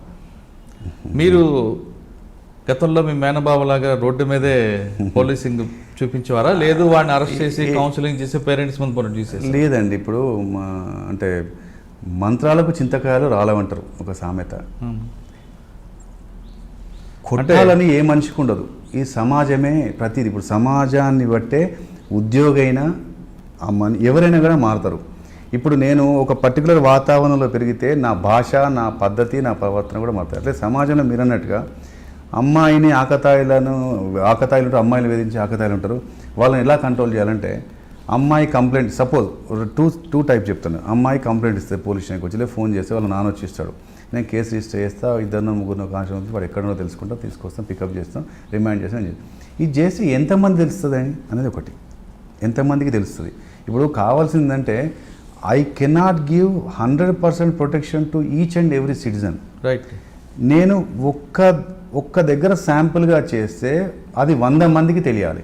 ఆ 100 మంది తెలియ దాంట్లో రకరకాలు, ఇప్పుడు నేను సామధాన భేద దండోపాయాలు అన్నట్టుగా ఎక్కడ ఎలాంటిది అవసరమో దాన్ని బట్టి సమస్యకు తగ్గట్టుగా చేయాలి. మీరు అన్నిటికీ ఒకటే మేళం వాడరు, మేళం వేరు, పెళ్లి మేళం. అవునండి. సో ఈ ఆకతాయిల విషయంలో ఒక పిల్లవాడిని చూస్తే అక్కడే చేయాల్సిన విధంగా తగినట్టుగా తనకు సరైన బుద్ధి చెప్పి, అక్కడ బుద్ధి చెప్పే స్టైల్ ఒకలాగా ఉండి, పోలీస్ స్టేషన్ తీసుకొచ్చినాక ఒకలాగా ఉండి, మొత్తం మీద ఏంటంటే ఇతడి ఫ్రెండ్స్ కానీ ఇంకెవరైనా కొత్త వాళ్ళు కానీ జూనియర్స్ కానీ సీనియర్స్ కానీ తన క్లాస్మేట్స్ కానీ ఇటువంటి రిపీట్ చేయకుండా ఉండడం అనేది మనకు కావాల్సింది. కరెక్ట్ అండి. అదే మీరు ఇచ్చిన ట్రీట్మెంట్ ఆ మెసేజ్ పోతుంది గ్రౌండ్ లెవెల్లో, పోతుందండి, న్యాచురల్లీ పోతుంది. ఆ మెసేజ్ పోతుంది. పోయిన తర్వాత అందరూ కళ్ళ ముందు ఏంటంటే తప్పు చేస్తే మొన్న వాడికి పట్టిన గతే నాకు పడుతుంది అని వాడికి మైండ్లో తిరుగుతుంది. ఈ ఎఫ్ఐఆర్ ఇవన్నీ తిరగవు కాబట్టి అది చేయాలి. కానీ అదే ట్రీట్మెంట్ అందరికీ వర్తించదు. ఎందుకంటే ఒక డీసెంట్గా వచ్చి మాట్లాడి ప్రవర్తించే వాళ్ళు డీసెంట్గానే మాట్లాడాలి. వాడు పద్ధతి లేకపోతే వాడిని పద్ధతి లేనట్టుగా చెప్పాలి. ఎందుకంటే ఎవరికి చెప్పాల్సినట్టుగా ఎవరికి ఇవ్వాల్సినంత డోసేజ్ అంటూ ఉండాలండి. పద్ధతి కూడా మార్చుకోవాలి. సార్ జగిత్యాల ట్రాఫిక్ కూడా చాలా ప్రాబ్లం ఉంటుందండి. అవునండి. ట్రాఫిక్ ఇప్పుడు మారిందండి. ఇప్పుడంటే మీరు అన్నిటిగా డివైడర్లు రావడం, సిగ్నల్స్ వచ్చాయి. ఒకప్పుడు మీరు చెప్తున్న టైంలో సింగిల్ రోడ్డు, ట్రాఫిక్ ఎక్కువ, ఒకవే బాంబే నుంచి వస్తున్న బస్సులు ఉంటాయి. అవునండి. మరి ట్రాఫిక్ కంట్రోల్కి ఏం చేసేవారు? జనరల్గా పబ్లిక్కి ట్రాఫిక్ మీద ఎక్కువగా ఉంటుంది. అవునండి. అక్కడ ఏంటంటే జగిత్యాలలో ఏంటంటే మీరు అన్నట్టుగా హైవే ఉంటుంది, మనకు కోరుట్ల, మెట్పల్లి, నాగపూర్ వైపు వెళ్తుంది, అటు ఉంటుంది. తర్వాత హైదరాబాద్ రాజీవ్ దారి కనెక్టివిటీ ఉంటుంది, అది మెయిన్ అది ఉంటుంది. తర్వాత జగిత్యాలలో టవర్ సర్కిల్ ఉంటుంది, అక్కడ విపరీతమైన రద్దీ. ఎందుకంటే కూరగాయల మార్కెట్ అక్కడ ఉంటుంది, అక్కడ రద్దీ. వ్యవసాయ మార్కెట్ దగ్గర అక్కడ రద్దీ ఉంటుంది. ఇక్కడ ఏంటంటే ట్రాఫిక్ విషయంలో ఏంటంటే ఒక రెగ్యులర్గా అందరూ ఛాలెంజ్ చేయడం ఉంటుంది. ఛాలెంజ్ అనే కాకుండా అందులో how best we can manage that particular place. ఒక రోడ్ ఉంది, ఎందుకు ట్రాఫిక్ ఇబ్బంది అవుతుంది, ఎక్కడన్నా ఏమైనా రోడ్డు పైకి తీసుకొచ్చి ఏమన్నా వెహికల్స్ పెడుతున్నారా, రోడ్డు మీద ఏమైనా ఇబ్బంది అవుతుంది, అక్కడ మూలం ఉందా, అక్కడ స్పీడ్ బ్రేకర్ ఏమైనా ఇబ్బంది పెడుతుందా, స్పీడ్ బ్రేకర్ లేకపోవడం ప్రాబ్లం అవుతుందా, లేదా హెవీ వెహికల్స్ పెట్టుకునే ప్రదేశం ఏదా, వీళ్ళకైనా టైమింగ్స్ ఏమైనా మార్చాలా అంటే సైంటిఫిక్గా వెళ్ళేదండి. ప్రతి దగ్గర యాక్సిడెంట్ అవుతున్నది ఎందుకంటే ఇది బ్లాక్ స్పాట్. ఇక్కడ ఈ బ్లాక్ స్పాట్ను దీన్ని సెట్ చేయాలంటే ఏం చేయాలి అంటే ప్రతిదీ సైంటిఫిక్ అప్రోచ్తో వెళ్ళేది తప్ప ఒక ఛాలెంజ్ వేసుకుంటూనే ఫైన్లు కట్టించుకుంటూనే వెహికల్స్ సీజ్ చేయడమే కాకుండా ఇక్కడ ఏ టైంలో రద్దీ ఎక్కువ ఉంటుంది, ఇక్కడ ఏమన్నా మార్చచ్చా, వీళ్ళకేమైనా టైమింగ్స్ను మార్చచ్చా. ఈడ జనరల్ కొన్ని ఉంటాయి, ఆడతీ దుకాణాలు ఉంటాయి, తర్వాత దగ్గర గోడౌన్ల దగ్గర రోడ్ల మీదనే వెహికల్స్ ఆపుతుంటారు. తర్వాత ఒక దగ్గర మార్కెట్ ఉంటే ఆ మార్కెట్లో పోనివ్వకుండా ఉంటే బండ్లన్నీ హెవీ వెహికల్స్ పెడుతుంటారు. మరి దీనికి టైమింగ్స్ మార్చుదామా, లేకపోతే వచ్చే రద్దీనైనా మార్చుదామా, లేదా స్కూల్కి వెళ్ళే బస్సులుగా వేరే రూట్ ఇద్దామా, ఇలా ఆల్టర్నేట్. ఎందుకంటే ఉన్నది అదే రోడ్డు, వెంటనే మార్చలేము. కాబట్టి ఎన్ఫోర్స్మెంట్ యాక్టివిటీస్లో భాగంగా సైంటిఫిక్గా ఈ ట్రాఫిక్ సమస్య పట్ల ఆలోచిస్తూ టైమింగ్స్ మార్చుకుంటూ వినని వాడిని ఇబ్బంది పెట్టడం, వినేవానికి చెప్పడం. కానీ ట్రాఫిక్ డ్యూటీ చేస్తున్నారు కదా అని చెప్పేసి వచ్చిపోయే నార్మల్ పబ్లిక్ని ఇబ్బంది కాకుండా చూసుకోవడం చూసేదండి. సాధారణంగా అండి ట్రాఫిక్ మీద అవగాహన లేకపోవడం వల్లే పబ్లిక్కి ఎక్కువగా జరుగుతుంటాయి ప్రమాదాలు అనేది అవునండి, వాస్తవం. అవునండి. అంటే పబ్లిక్కి అవేర్నెస్తో పాటు చిన్నపిల్లలకు కూడా ట్రాఫిక్ మీద అవగాహన తీసుకొస్తే వాళ్ళు రాబోయే కాలంలో వాళ్ళు కూడా ఒక అవగాహనతో వస్తారు కదా, అటువంటి ప్రయత్నాలు ఏం చేశారు మీరు? బేసిక్గా అండి, అంటే నేను కొంచెం విమర్శిస్తున్నాను కాదు, కానీ చదువుకున్నవాడు చదువు రానివాడు ఎవరైనా తనకు ఉండదు. తనకు అవసరం వస్తే ముగ్గురు వెళ్తారు ఒకటే బండి మీద. హెల్మెట్ అనేది పోలీస్ కోసమే పెడతారు. ఆటో డ్రైవరు పోలీస్ కోసమే. మేము వెహికల్ చెకింగ్ చేస్తుంటామండి. వెహికల్ చెకింగ్ చేస్తుంటే ఆటో దూరంగా ఉంటే జనాలు అంతా ఇట్లా నడుచుకుంటూ వెళ్తుంటారు, ఏదో జాతరలాగా. ఏంటి అని చూస్తుందంటే ఇక్కడ వెహికల్ చెకింగ్ చేస్తున్నాం కూడా అంత దూరంలో ప్రయాణికులు, ఆటోలో ప్రయాణిస్తున్న ప్యాసింజర్స్ ప్లస్ డ్రైవర్ అందరూ కలిసిపోయి మీరు ఇక్కడ దిగండి, మీరు ఎక్కండి, అక్కడ దాకా నడవండి, తర్వాత మేము ఖాళీ వెహికల్ పట్టుకొస్తాం, మళ్ళీ అక్కడ ఎక్కండి అంటే వీళ్ళు కలిసిపోతారు. కారణం ఏంటంటే తెలియక కాదు, వాళ్ళ అవసరానికి అప్పుడు అలానే ఉండాలనుకుంటారు. ఇది సహజంగా మనిషిలో ప్రవర్తన మార్పు రావాలి. మీరు అన్నట్టుగా అవేర్నెస్ విషయంలో చిన్నపిల్లలప్పుడు చాలా చెప్పారు. చిన్నపిల్లలకు ఏం చెప్పారంటే మేము పేరెంట్స్ టీచర్ మీటింగ్కి వెళ్ళేదండి. మేము పేరెంట్స్ టీచర్స్ మీటింగ్కి వెళ్ళినప్పుడు స్కూళ్ళల్లో కానీ లేదా కాలేజీలకు వెళ్ళినప్పుడు కానీ ఏం చెప్పేదంటే మనల్ని మన పిల్లలు అనుసరిస్తుంటారు, అబ్జర్వ్ చేస్తుంటారు. మనం ఈ ట్రాఫిక్ విషయంలో ఆడ సిగ్నల్ ఉంటుందండి, సిగ్నల్ రెడ్ లైట్ వచ్చిందంటే ఆగాలి. అప్పుడు ఆ బాబు అడుగుతాడు, ఎందుకు ఆగాడు, ఇక్కడ సిగ్నల్ ఉంది, గ్రీన్ సిగ్నల్ ఉంటే పోవాలి. అట్లా కాకుండా గ్రీన్ సిగ్నల్ స్కూల్లోనో రెడ్ సిగ్నల్ ఆగాలి, గ్రీన్ సిగ్నల్ పోవాలంటారు. ఇక్కడికి వచ్చేసరికి ఏం చేస్తాడు, రెడ్ సిగ్నల్ ఉన్నా కూడా పోతుంటాడు. దీనివల్ల ఏంటంటే ఓహో అక్కడ ఎవరు లేకపోతే పోవచ్చా, లేకపోతే షార్ట్ కట్ మెథడ్స్, రాంగ్ రూట్లో పోవడం, హెల్మెట్ లేకుండా పోవడం, ముగ్గురు ఎక్కడం, నలుగురు ఎక్కడం, ఆటోలో 10 మంది ఎక్కడం, ఇవన్నీ మన కళ్ళ ముందు మనం చేస్తున్న పనులు పిల్లలు చూస్తారు. కాబట్టి మీరు కొంచెం ఒళ్ళు దగ్గర పెట్టుకొని జాగ్రత్తగా ఉండాలని చెప్పి పేరెంట్ చెప్తూ టీచర్ పిల్లలకు కూడా కొన్ని యాక్సిడెంట్స్ చెప్పేదండి. ఇలా ఈ సంఘటన ఎందుకైంది, ఈ సంఘటన ఎందుకంటే మీకు పేరెంట్ చెప్పకుండా మీరు పేరెంట్ చెప్పాలని చెప్పేవాళ్ళం అండి. అంటే మరి మీరు చెప్తున్నట్లుగా మన పిల్లలకి మనమే దారి తప్పిస్తున్నాం అంటారు. ఎస్, అంతే కదా. మన పిల్లలకి తల్లిదండ్రులు ఇప్పుడు ఎట్లుంటాయంటే 2 ఉంటాయండి. తల్లి తండ్రి కొందరు ప్రతి దగ్గరకు తల్లిదండ్రులను బాధ్యతగా చేయరాదు, కుటుంబాన్ని కూడా బాధ్యత చేయరాదు. ఎందుకంటే కుటుంబం ఎప్పుడు కూడా మంచి చేయాలని చెప్పుకుంటుంది, మంచి చేయాలని చూసుకుంటుంది. కానీ ఇంటి నుండి బయటికి వెళ్ళినాక ఎవరెవరితో ఉంటున్నాడనే విషయం అనేది ఈ కుటుంబ సభ్యులు తెలియకపోవచ్చు. కాబట్టి ప్రైమరీ లెవెల్లో ఇప్పుడు అబ్దుల్ కలాం గారు కూడా అంటారు, ముఖ్యంగా పిల్లలకు తల్లిదండ్రులు ముఖ్యం, ఆ తర్వాత టీచర్లు ముఖ్యం అని చెప్తారు. అవునా అండి? సో టీచర్లు సరిగ్గా ఉండాలి, తల్లిదండ్రులు సరిగ్గా ఉండాలి. ఇవన్నీ ఉన్నా కూడా కొంతమందికి వినకపోతుంటారు. అది మనం ఏం చేయలేము. సార్ మీరు జగిత్యాల రామగుండంలో మళ్ళీ పోలీసింగ్, విజిబుల్ పోలీసింగ్ అన్నీ స్టార్ట్ అవుతాయి. కానీ ఒకసారి మీరు జగిత్యాల రామగుండంలో మీరు చేసిన మర్డర్, అంటే మీరు చేసిన కదా, మీరు డిటెక్ట్ చేసిన మర్డర్ కేసులు చెప్పు. జగిత్యాల్లో ఒకరోజు ఈవినింగ్ అరౌండ్ 6-7 o'clock అట్లా ఒక లేడీ వచ్చిందండి. వచ్చేసి నా భర్తను ఎవరో తీసుకుపోయారు, నాకు ఫోన్ చేశారు, మీ భర్త మా ఆధీనంలో ఉన్నాడు, మీరు ₹1,00,000 ఇస్తే మీ భర్తను విడిచిపెడతామని చెప్పేసి చెప్పారండి. అనగానే ఏ నంబర్ అమ్మా ఏంటంటే చూసేసరికి అది పబ్లిక్ టెలిఫోన్. అది ఎక్కడంటే జగిత్యాల టౌన్లోకి వెళ్ళి వచ్చింది public telephone. So public telephone అంటే మనం ట్రేస్ చేస్తే ఎలా ఉంటుందని చెప్పేసి అర్థం కాక వెంటనే ఆవిడను, మంచిదమ్మా నువ్వు ఎవరికి చెప్పలేదు కదా పోలీస్ స్టేషన్కి వస్తున్నట్టు అంటే చెప్పలేదు. ఎందుకంటే నువ్వు ఇక్కడ పోలీస్ స్టేషన్కి వస్తున్నట్టు ఎవరైనా చూసారా అన్న. నేను తెలియకుండానే వచ్చానండి, ఎవరికి చెప్పలేదు పోలీస్ స్టేషన్. సరే మంచిదమ్మా అని చెప్పేసి ఆవిడను పోలీస్ స్టేషన్ లోపల కూర్చోబెట్టేసి ఆవిడ దగ్గర మొబైల్ ఫోన్, అది అప్పుడు మొబైల్ ఫోన్, ఆవిడకు కొద్దిసేపటికి ఫోన్ చేసి ఏమైంది డబ్బులు, మళ్ళీ ఫోన్ వచ్చింది, ఏమైంది డబ్బులు రెడీ అయినాయని. డబ్బులు రెడీ అయినాయని చెప్తే నేను డబ్బులు రెడీ, నువ్వు ధైర్యంగా ఉండమ్మా, బాధపడకు, కొంచెం ధైర్యంగా ఉండి నటిస్తుండు, చేస్తున్నాము, మీరు ఒకేసారి ₹1,00,000 అడిగి తక్కువ టైం ఇచ్చిన టైంలో నేను ఎలా చేయగలుగుతానో కొద్దిగా టైం ఇవ్వండి, నాకు కొన్ని గంటల టైం ఇవ్వండి అని చెప్పేసి మేము చిన్నగా నేను పక్కన కూర్చొని కాగితం మీద రాయడం, ఆమె చూసుకుంటూ మాట్లాడడం ఇలా చేయించాను. సో నాకు ఏం కావాలి, టైం కావాలి. టైం ఉంటేనే ఫస్ట్ ఆఫ్ ఆల్ ఎక్కడ ఫోన్ చేస్తున్నారు ఏంటి అని తెలుస్తుంటుంది. తర్వాత వాళ్ళు వెళ్ళడం కానీ ఐడెంటిఫై కానీ టైం కావాలి. సో దానికి ఏం చేసామంటే టైం తీసుకుంటూ మళ్ళీ బార్గెన్ చేసుకుంటూ వాడితో మాట్లాడిస్తూ చూస్తూ ఆ నంబర్ అకౌంట్ వస్తుంటే ప్రతిసారి ఫోన్ నంబర్ మారుస్తున్నారు, అంటే లొకేషన్ మారుస్తున్నారు. మొత్తం టౌన్లోకి వెళ్ళి వస్తుంది, పబ్లిక్ ఫోన్లోకి వెళ్ళి. సో వెంటనే నా దగ్గర కొంచెం ఎఫిషియెంట్గా ఉన్న కొంతమంది కానిస్టేబుల్ అందరినీ మఫ్టీలో సివిల్ డ్రెస్లో తొందరగా పెట్టేసి నేను మఫ్టీ అయిపోయాను. టీ షర్ట్ వేసుకున్నాను, షూస్ వేసుకున్నాను. అందరి దగ్గర షార్ట్ వెపన్ తీసుకున్నాం, దగ్గర పెట్టుకొని ఆమెతో మాట్లాడించుకుంటూ, ఎందుకంటే మేము మళ్ళీ కాల్ బ్యాక్ చేసేటట్టు ఆవిడతోని, వాళ్ళే మాట్లాడలే.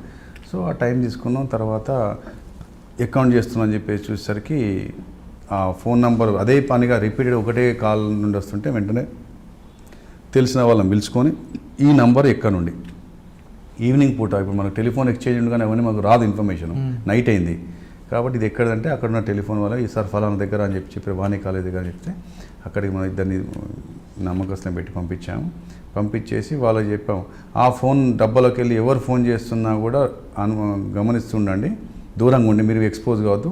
ఇక్కడ ఫోన్ వచ్చేది ఉంటుంది, ఇక్కడ ఫోన్ రాగానే మీకు ఫోన్ చేస్తాం, ఇక్కడి ఫోన్ రాగానే మీకు ఫోన్ చేస్తాం, ఇక్కడ ఫోన్ కట్ కాగానే మీకు ఫోన్ చేస్తాం. దీన్ని బట్టి ఆ ఫోను చేస్తున్న వ్యక్తి ఈమెకు ఫోన్ చేసిన వ్యక్తి ఒకడేనా కాదా, అట్లా మేము land phone to mobile phone చేస్తుంటారు. మొబైల్ ఫోను రిసీవర్ మన దగ్గర ఉన్నారు. ల్యాండ్ ఫోన్ ఎక్కడదో పబ్లిక్ కాల్ ఆఫీస్ ఎక్కడో తెలిసిపోయింది, అది పీసీఓది, అక్కడ పెట్టినాం. మరి ఎవరు వచ్చిపోతుంటారు కదా అందరు బస్ స్టాండ్ దగ్గర, కాబట్టి ఎవరు తెలియాలి మరి మాట్లాడిన వ్యక్తి వెళ్ళిపోయి తర్వాత వేరే అమాయకుని పట్టుకుంటే. కాబట్టి కొంచెం జాగ్రత్తగా ఓపికగా టైం తీసుకొని, నంబర్ ఆఫ్ కాల్స్ పెరిగినా మంచిగా టైం తీసుకొని మొత్తం మీద చేస్తున్న వ్యక్తి ఈమెకి చేస్తున్న వ్యక్తి ఎవరో అర్థం చేసుకొని పట్టుకున్నామండి.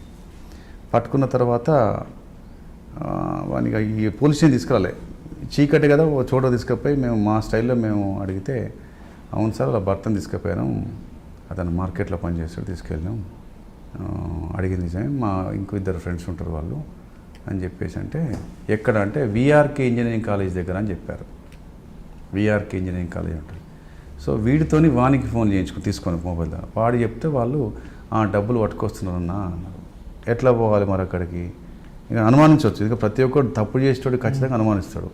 కాబట్టి ఏం చేసామంటే ఏర్పడకుండా మేము ఎటో వేరే వైపు వెళ్తున్నట్టు వెళ్ళేసి మళ్ళీ విఆర్కే ఇంజనీరింగ్ కాలేజ్ అంటే కొండగట్టు జగిత్యాల మధ్యన ఉంటుందండి విఆర్కే ఇంజనీరింగ్ కాలేజ్. సో ఆ టైంలో చీకట్లో వెళ్ళాము. ఆ విఆర్కే ఇంజనీరింగ్ కాలేజ్ పక్కన ఒక పెద్ద చెట్టు ఉంటే ఒక్కొక్క చెట్టుకు 4 పొజిషన్ తీసుకున్నాం. ఒక కల్వర్ట్ ఉంటే కల్వర్ట్ దగ్గర కూర్చున్నాం. వాళ్ళ ఆవిడని తీసుకపోతే వాళ్ళ ఆవిడను వాళ్ళ ఆవిడ నాన్నను ఇద్దరిని పెట్టేసి డబ్బులు ఉన్నట్టుగా డబ్బుల చుట్టలాగా ఒక చుట్ట చుట్టి ఇంత కట్టను పెట్టేసి పట్టుకున్నట్టుగా ఆమెను బస్సులో ఎక్కించాము. వాళ్ళ నాన్న బస్సులో ఎక్కించాం.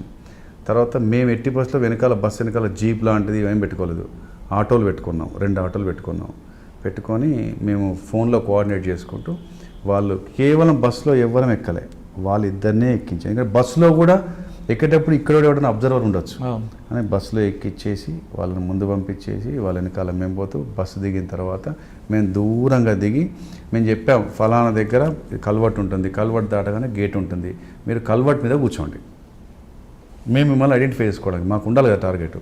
అక్కడికి వస్తానన్నాడు అతను, వాళ్ళు పట్టుకున్న ఇంకో వ్యక్తి.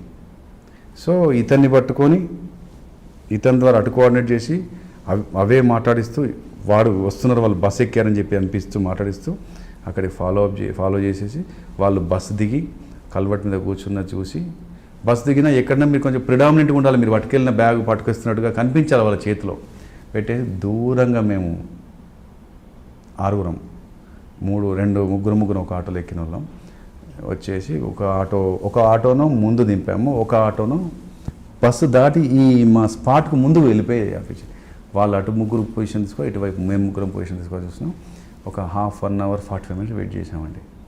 వెయిట్ చేసిన తర్వాత చీకట్లోకి వెళ్ళి ఒక అతను ఆ కాంపౌండ్ వాళ్ళ పక్కన దాటుకుంటూ వీళ్ళ దగ్గరికి వచ్చాడు. మేము అప్పటికీ మాకు ట్రైనింగ్ ఉంది కదా, మెల్లిగా ఆ చెట్టు దగ్గర ఉన్న మెల్లిగా క్రాలింగ్లో మోచేతుల మీద మెల్లిమెల్లిగా కల్వర్ట్ కిందికి వెళ్ళాము. ఇక్కడ దగ్గర చూస్తే మా నీడ చూసినా డేంజర్, ఎందరున్నో తెలియదు. దగ్గరికి వెళ్ళి ఆడ కూర్చున్నాం. కల్వర్ట్ కింద మేమున్నాం, కల్వర్ట్ మీద వాళ్ళు కూర్చున్నారు, వాళ్ళ దగ్గరికి మనిషి వచ్చాడు. వాడిని ఎగ్దం అందుకున్నాం. అందుకొని అదే విఆర్కి ఇంజనీరింగ్ కాలేజ్ లోపల తీసుకెళ్ళాం. ఎవరు లేరు, వాచ్మెన్ కూడా వెళ్ళాడు. 4 అంటించాం. ఏంటి అంటే ఎక్కడన్నారా అంటే వాళ్ళు విఆర్కి ఇంజనీరింగ్ కాలేజ్ వెనకాల గుట్ట ఉందండి. ఆ గుట్ట ఏటవాళ్ళ ప్రాంతం తీసుకుపోయి అక్కడ తీసుకెళ్ళి అక్కడ కట్టేశారండి. అత్యంత కిరాతం, దారుణం. జేవైర్ ఉంటుందంటే జేవైర్తో 2 చేతులు కట్టేశారు, కాళ్ళకు కట్టేశారు, నోట్లో రాయి పెట్టి గుడ్డ పెట్టేశారు అరవకుండా. అప్పుడండి నేను ఇతన్ని బతికించుకోవాలని చెప్పేసి అని అక్కడ నుండి అతన్ని మోసుకొచ్చామండి. ఆ గుట్ట దిగి ఎత్తుకొచ్చాము. ఆల్మోస్ట్ బరువు ఎక్కువ ఉన్నాడు. మొత్తం ఉన్న మేమందరం 6 4 పట్టుకోవాలి, 2 దారి చూపించాలి. అది తీసుకొచ్చి ఫాస్ట్గా గవర్నమెంట్ సివిల్ హాస్పిటల్ అడ్మిట్ చేసాం. ఇటు ట్రీట్మెంట్గా అక్కడ దొరికింది 2, కల్వట్ కాడ 1 ఇంకోటి ఇక్కడ 4 దొరికారు. 4ని తీసుకొచ్చి లైఫ్ సేవ్ అయిందా? అతను కాస్త అన్ఫార్చునేట్లీ చనిపోయాడండి. అయ్యో, అదే బాధ అండి. సో పనిష్మెంట్ కన్విక్షన్ పడింది కానీ అతను చనిపోయాడండి. సేవ్ చేయలేకపోయాము. అది జగిత్యాలో జరిగిన. సార్ ఇదే విధంగా మీరు కొయ్యూరులో కూడా రెస్క్యూ చేసినట్టున్నారు కదా? ఎస్ అండి, కొయ్యూరులో కూడా 2001 సంవత్సరం అంటే ఎగ్జాక్ట్లీ ఇప్పటికి 20 సంవత్సరాలు అయిందండి. అప్పుడు నైట్ 9 o'clock ప్రాంతం అండి మాకు. కొయ్యూరులో నైట్ అంటే 9 అంటే కంప్లీట్గా మాకు అది మిడ్ నైట్.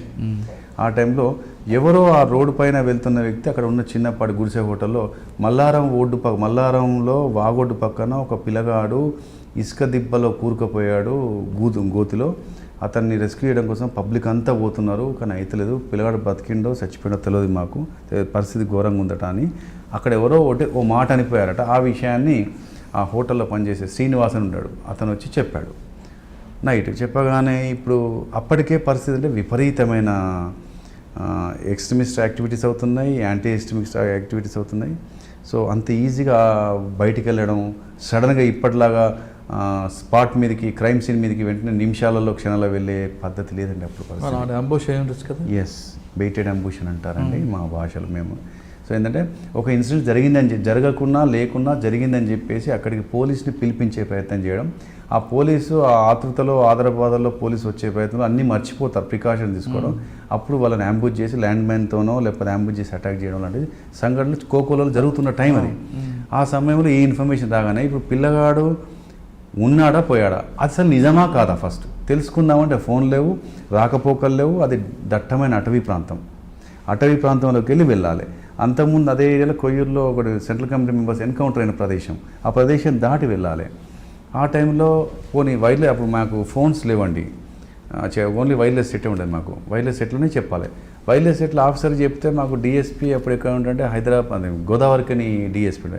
ప్రస్తుతం joint commissioner east Ramesh sir అక్కడ, he was DSP, our DSP Ramesh sir was DSP.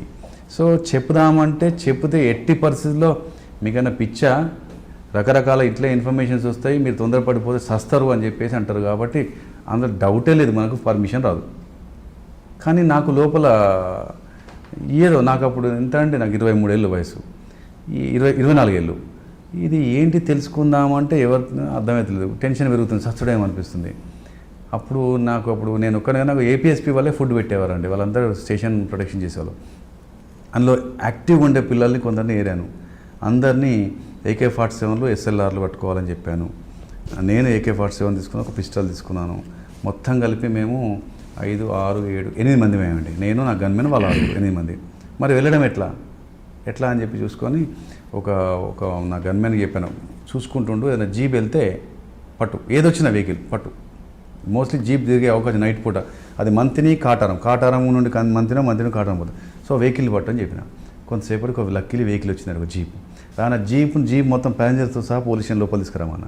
Police స్టేషన్లో వచ్చిన ప్యాసింజర్స్ కొందరు, వాళ్ళందరినీ భయపడరు. మీరేం భయపడండి, ఒక అర్ధగంట పని ఉంది, మీరు అందరు ఇక్కడ ఉండండి, బయటికి వెళ్ళదని చెప్పి సెంట్రీకి చెప్పాను, పంపించక బయటికని. ఆ జీప్ తీసుకున్నాం, 8 మందిని.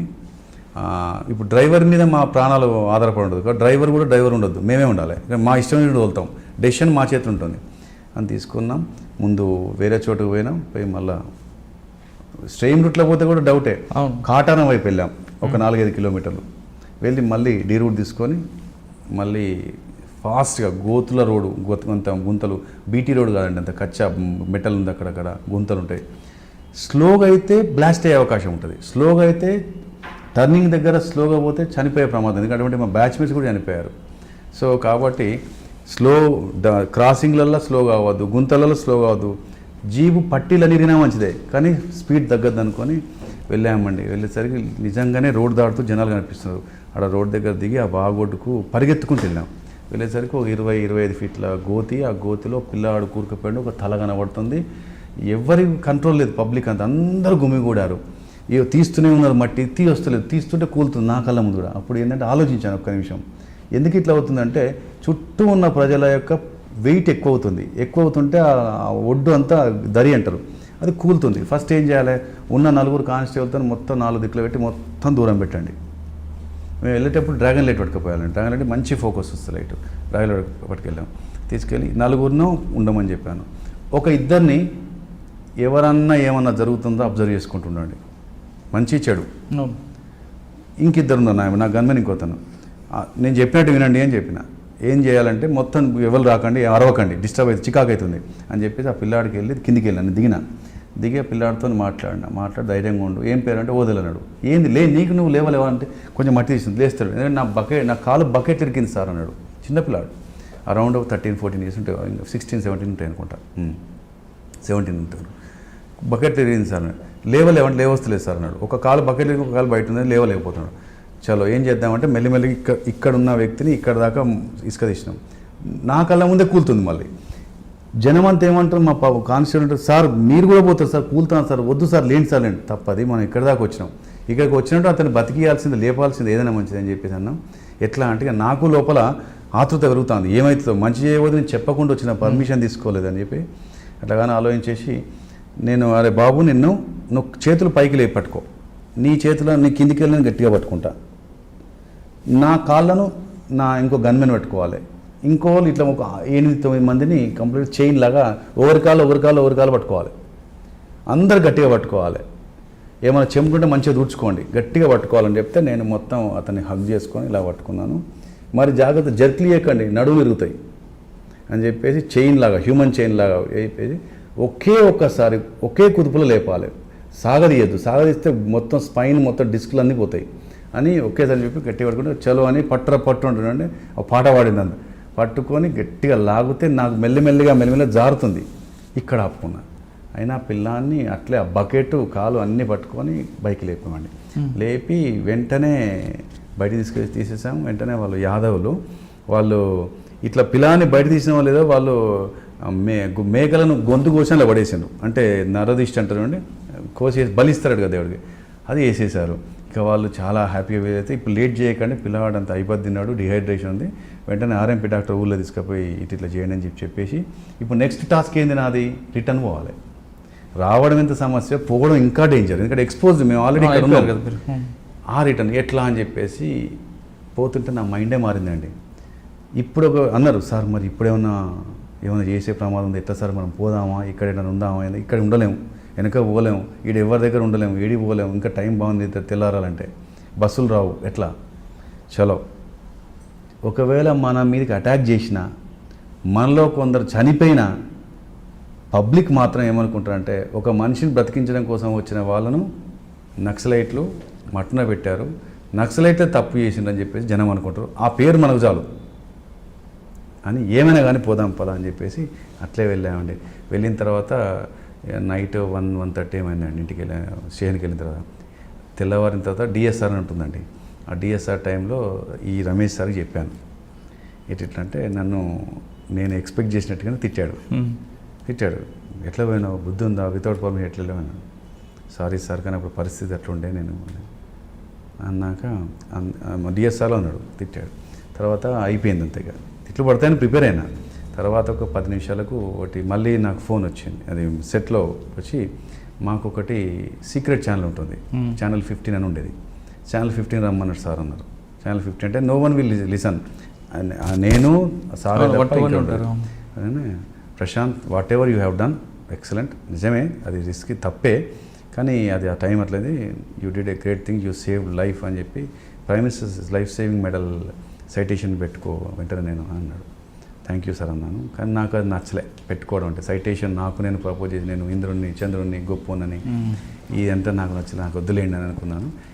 ఇందులో తృప్తి ఏంటంటే ఇప్పటికీ ఈ రోజు వరకు ఎప్పటికీ ప్రతిసారి ఫ్రీక్వెంట్గా ఆ ఓదెల్ అనే అబ్బాయి నాకు రెగ్యులర్గా ఫోన్లో కాంటాక్ట్లు ఉంటాడు, రెగ్యులర్గా మాట్లాడుతుంటాడు. Let to recovery of weapons. ఓహో, వార్దాలు రికవర్ చేశాను. అచ్చా, ఏంటి సార్ ఆ కేసు? అదేంటంటే ఎన్టీపీసీ టౌన్షిప్లో అన్నపూర్ణ కాలనీ అని ఒక కాలనీ ఉంటుందండి. అక్కడ కొంచెం స్టాఫ్ తక్కువ ఉండేసరికి నేను ప్రైవేట్ అన్ఎంప్లాయిడ్ పిల్లల్ని ప్రైవేట్ సెక్యూరిటీ గార్డ్స్గా పెట్టుకున్నాను. వాళ్ళకి ఇంటింటికి 50 రూపాయలు 20 రూపాయలు తోచినంత కలెక్ట్ చేసుకునేటట్టుగా సిస్టమ్ పెట్టాను. పెడితే వాళ్ళకి కనీసం నైట్ డ్యూటీ చేస్తారు. వాళ్ళు నైట్ డ్యూటీ వాళ్ళకి నెలకు 5-6 వేల రూపాయలు వచ్చేటట్టుగా ఒక ప్లాన్ చేసి, మీ కాలనీలో వీళ్ళిద్దరు తిరుగుతారు, వీళ్ళకి యూనిఫామ్స్ అన్ని పెట్టిస్తాము వేరే డ్రెస్సు, వీళ్ళకి ఇంటికి మీరు 50 రూపాయలు 100 రూపాయలు ఇవ్వండి, వీళ్ళేమో అడుక్కు తింటోళ్ళు కాదు, లేకపోతే బలవంతంగా వసూలు చేసేవారు కాదు, మీ ఇళ్ళని కాపాడేవాళ్ళు, ఎందుకంటే స్టాఫ్ తక్కువ ఉంది అని పెట్టిన నైట్ సెక్యూరిటీ పిల్లలకు 8 మంది ఉండేది. అట్లా 4 టీం చేసి రెగ్యులర్గా పంపించేవాళ్ళు. అందులో నేను నైట్ అరౌండ్ 12-1 ప్రాంతంలో ఒక 2 ప్రైవేట్ సెక్యూరిటీ పిల్లలు నా దగ్గరికి వచ్చారు. రాలేదు, ఫోన్ చేశారు. సార్ ఒక ఇంటికి గేటుకు తాళం వేసి ఉన్నది, ఇంటి లోపల ఏదో మూలుగు సౌండ్ వస్తుంది సార్, స్క్రీమింగ్ చిన్నగా వస్తుంది సార్, మరి లోపలికి వెళ్ళి చూడమంటారా సార్, లోపలికి గోడ దూకి అన్నారు. గేట్ దూకి అంటే చూడండి తప్పే ఉంది, లైట్లు ఉన్నాయి, టార్చ్ లైట్లనే ఉన్నాయి, దూకండి అని చెప్పిన. దూకి చూడండి అన్నాక కొద్దిసేపటి మళ్ళీ ఫోన్, సార్ ఒక కిటికీలోకి వెళ్ళి మూలిగిన వస్తుంది సార్, లైట్ వేసి చూస్తే ఒక లేడీ సార్, ఆ లేడీకి ముఖానికి పట్టేసి ఉన్నది సార్, ఆ అమ్మాయి ఆమె చిన్నగా మూలుగు వస్తుంది, మా దిక్కు చూస్తాను, ఇంకేం మాట్లాడలేకపోతుంది సార్ అన్నారు. ఓకే, నేను 10 నిమిషాలు ఉంటా అని చెప్పేసి ఒక్కనే ఉన్నా. ఆ టైంలో ఎవరుగా అప్పుడు గవర్నమెంట్ వెహికల్ కూడా లేదు, ప్రైవేట్ వెహికలే ఉండేది. అంటే ప్రైవేట్ వెహికల్ అంటే ఒకటి ఎంగేజ్ చేసుకున్నాం ఒక డ్రైవర్ ఉంటాడు, ఆ డ్రైవర్ వాడు వెళ్ళిపోయాడు. ఆ జీబీ ఇంటి దగ్గర పెట్టుకోమంటే, ఎందుకంటే ఎట్లాంటి సడన్గా పోవడానికి, అది తీసుకొని నేను గన్మెన్కి ఫోన్ చేసిన, దాని దారిలో వచ్చిండు రోడ్ మీదకి, దాన్ని ఎక్కించుకున్నా, పోయేసరికి నిజంగానే ఆ లోపల ఉంది. వెంటనే తాళం ఇట్లా తాళం వేసింది, ఇటువైపు తాళం వేసింది, గేట్ తాళం ఉంది, దానికేమో ఈ తాళం బలగొట్టాం. ఈ తాళం బలగొట్టి లోపలికి పోయి చూసరికి ఒక రూమ్లో పాపం ఆమెను కాళ్ళు చేతులు కట్టేసిండ్రు, ముఖానికి ప్లాస్టర్ వేసిండ్రు. ఆమె ఆ ప్లాస్టర్ను మెల్లిగా నోటి పదం నాలుకతోని మెల్లిమెల్లిగా పదం చేస్తే ఈ 2 లిప్స్ సపరేట్ అండి, పైన పట్టి ఎట్లా ఉంది, ఇది ఒక్కటి ఉంది. దాంతో ఆమె రోజంతా అట్లా ఉంది కాబట్టి ఆమెకు శక్తి లేక మూలుగుదు. ఏంది అమ్మ అంటే, నేను ఉండేది ఈ ఇంటి వెనకాలనే నా ఇల్లు, ఈ ఇంట్లో క్యాండిల్ మేకింగ్ బిజినెస్ అని చెప్పేసి ఒక 3 వచ్చి ఉంటున్నారు.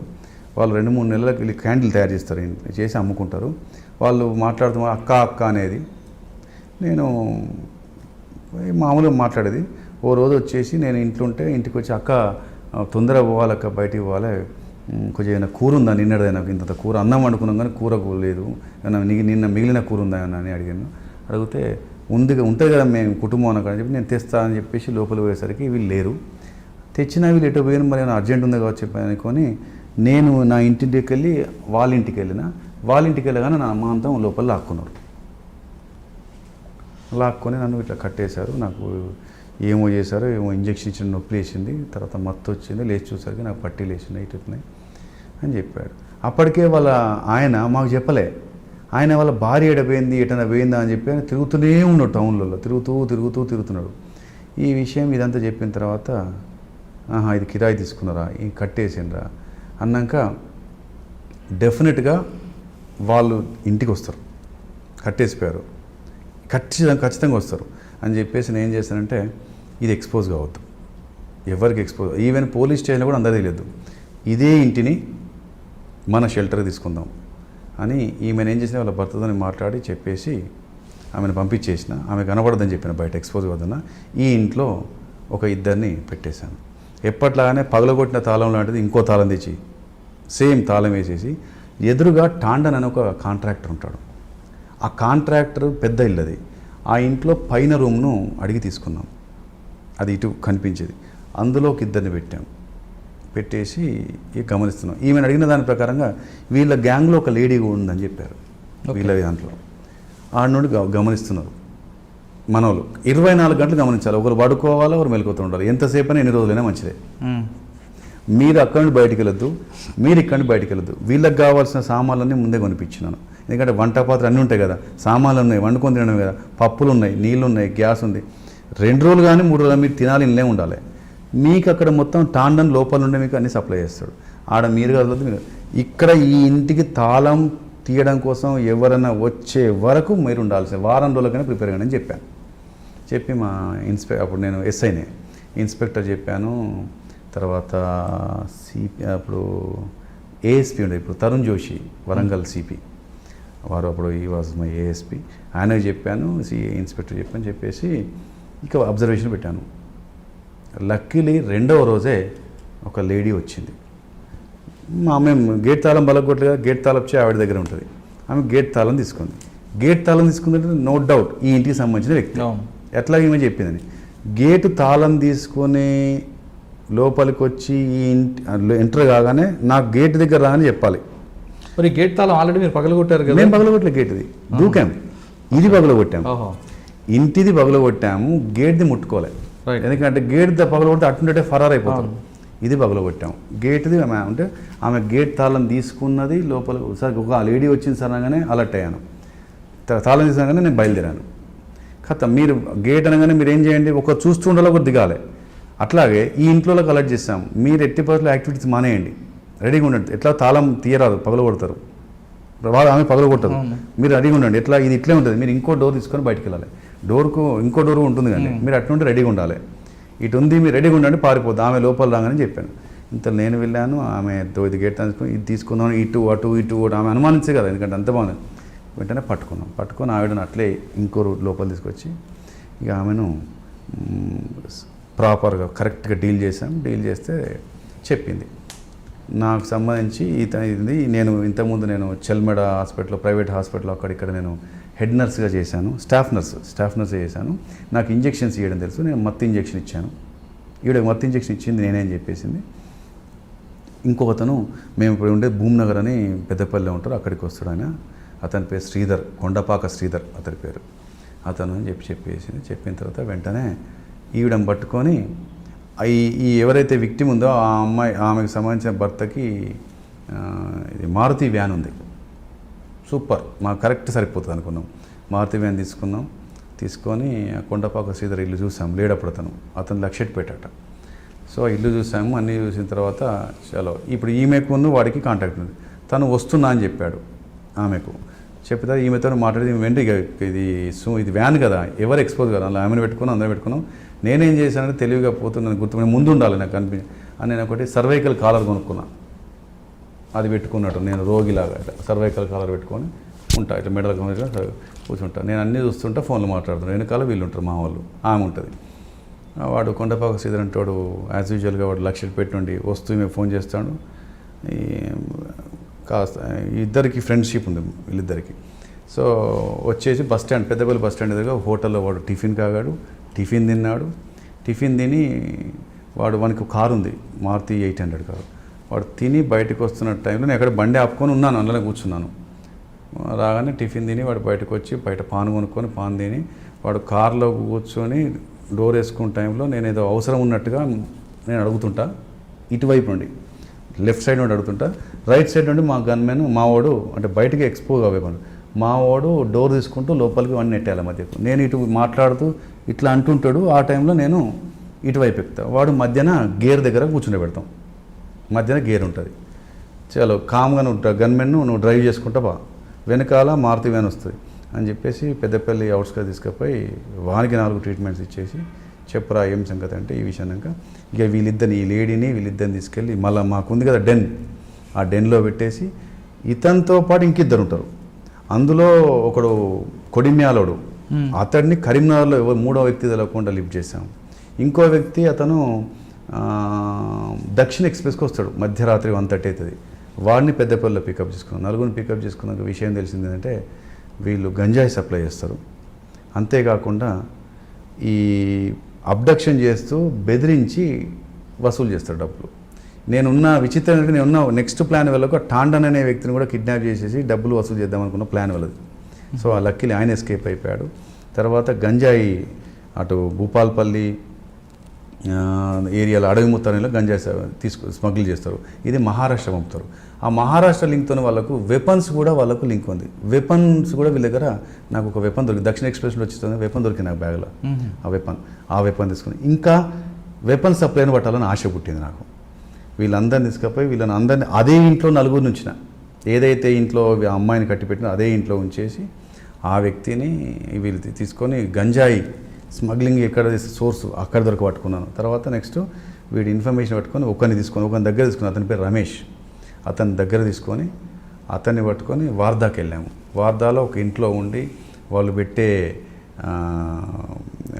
బర్రెదో ఎద్దుదో ఆ మాంసం అది పెట్టి ఇద్దరం ఉన్నాం తిన్నా. మేము మా సేటుకు కావాలి, ఆయన హైదరాబాద్ ఎక్కడ ఉంటాడు, ఎక్కడ గోదావరికి ఉంటాడు ఆ సేటు అని. ఆ సేట్ని ఎవరు పెట్టినా మన ఇప్పుడు తరుణ్ చూసి సార్ మా సేట్ అన్నట్టు ఆయనకు వెపన్ కావాలి అని ఆయన ఇట్లా పెట్టేసి ఆయనకు ముందే చెప్పాను, సార్ ఇట్లా పోతున్నా ఇది విషయం ఇక మీతో మాట్లాడిస్తే అవసరం అయితే అని చెప్పాను. వెళ్ళి ఆ ఇంట్లో ఉండి వాళ్ళ సహాయంతో ఒక క్రషర్ సైట్లో వెపన్ సప్లయర్ని పట్టుకున్నాం. వాడు 2 వెపన్లు తెచ్చాడు. ఆ 2 వెపన్లు తీసుకున్నాం. ఇక్కడ 3 వెపన్లు కూడా రికవర్ చేసాం. తర్వాత వీళ్ళందరినీ ఈ గంజాయి కేసు తర్వాత వెపన్స్ కేసు పెట్టి లోపల చేసాము. తర్వాత వాళ్ళ మీద NDPS యాక్ట్ పెట్టి లోపల. ఆ అమ్మాయిని ఎందుకు వాళ్ళు ఇన్ఫ్యాక్ట్ ఏంటంటే అమ్మాయిని ఉంచి తర్వాత వాళ్ళ భర్త దగ్గర డబ్బులు గుంజుదామని ట్రై చేశారు. అయితే ఆ భర్త నంబర్ సరిగ్గా వాళ్ళకు కరెక్ట్ పోక వాళ్ళు కొద్దిగా తడబడుతున్నారు. మళ్ళీ ఏదో రకంగా మళ్ళీ వద్దామని చెప్పేసి ఆవిడని పంపించారు. ఆవిడని పంపించిన క్రమంలో మేము పట్టుకున్నాం. లేకపోతే మళ్ళీ ఈమెను ఫోన్ నెంబర్ అడిగి కరెక్ట్ నెంబర్ తీసుకోవాలి ఫస్ట్లో హడావిడిలో.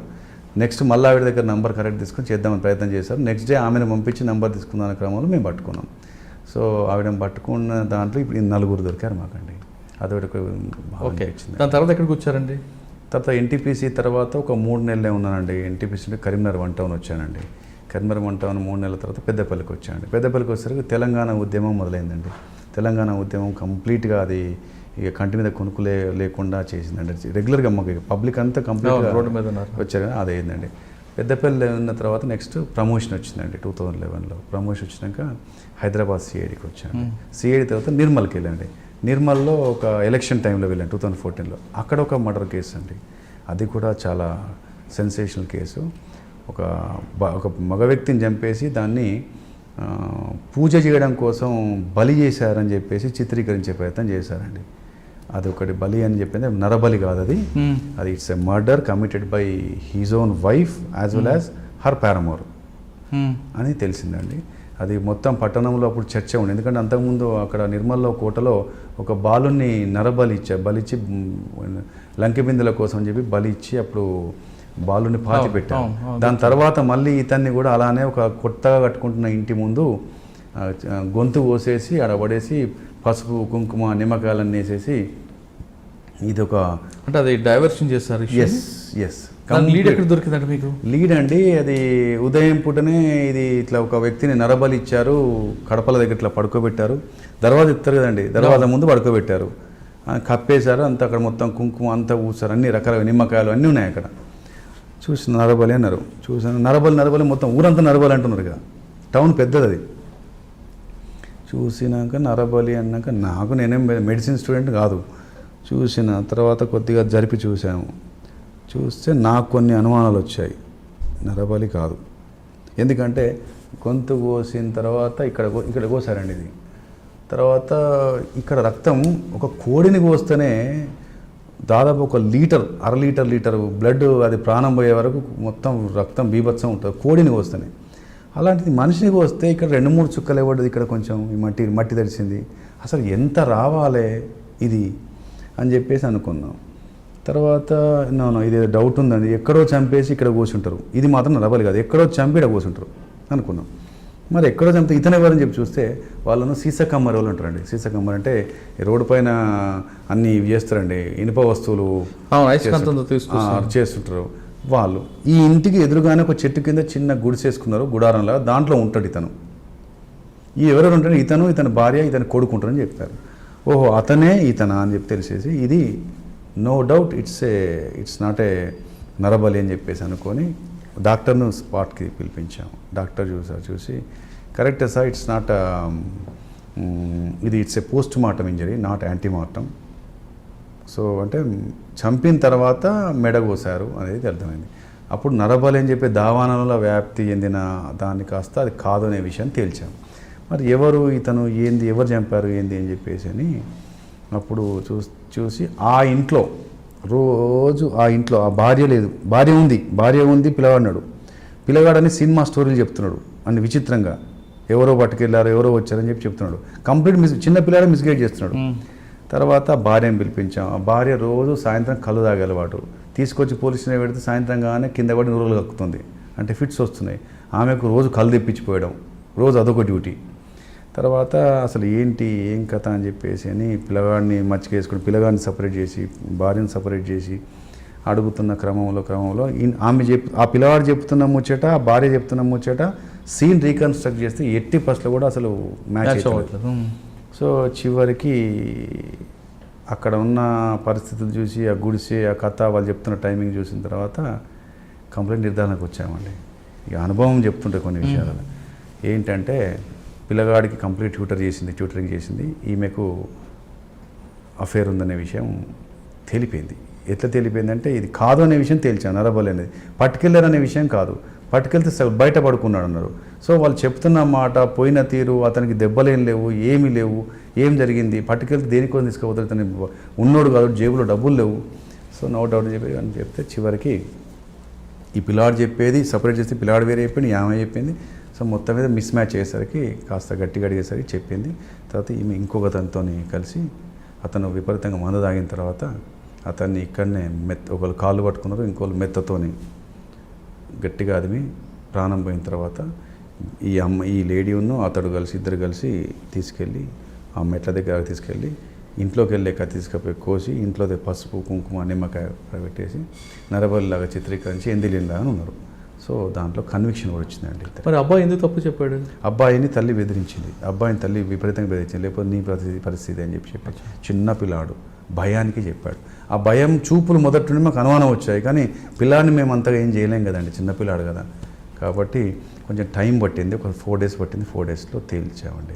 అది నరబలి అనే పేరు చాలా ఘోరంగా ఉండే, అదొకటి క్లియర్ అయిపోయిందండి. ఇలా కెరీర్లో చాలా. దాని తర్వాత ఎక్కడికి వచ్చారండి?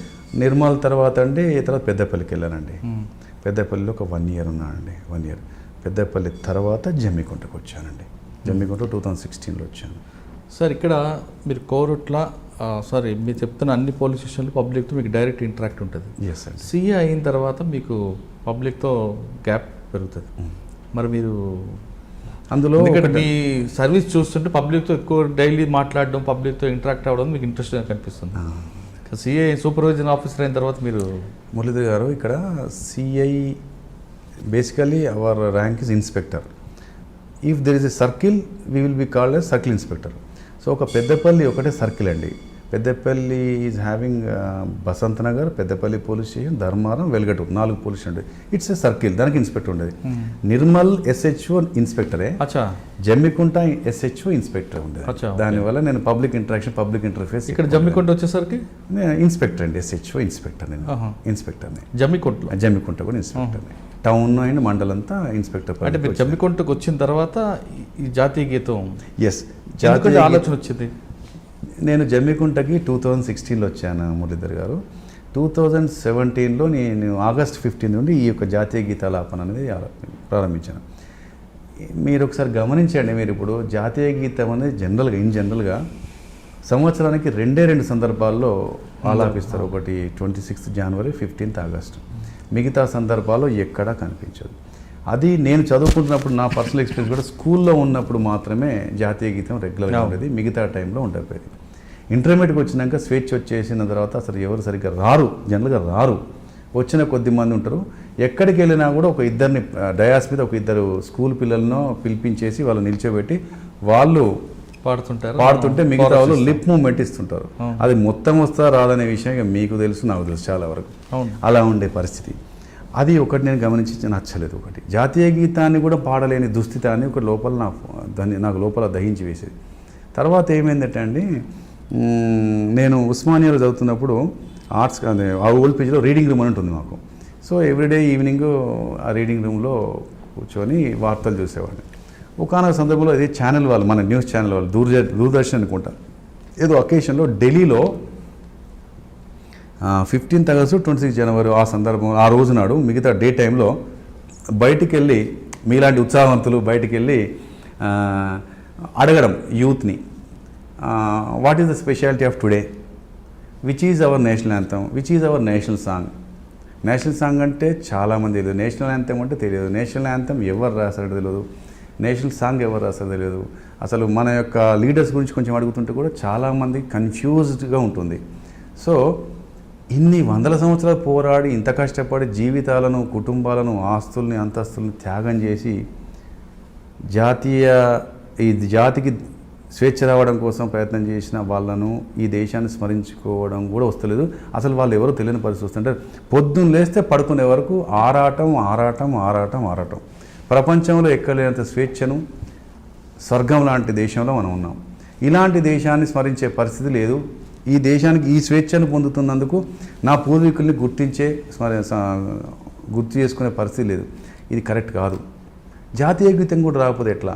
రెండవది, ప్రతి ఒక్కరు ఎవరి కీర్తనలు, ఎవరి యొక్క పూజలు, ఎవరి యొక్క గేయాలు వాళ్ళు పడతారు దేవునికి సంబంధించి.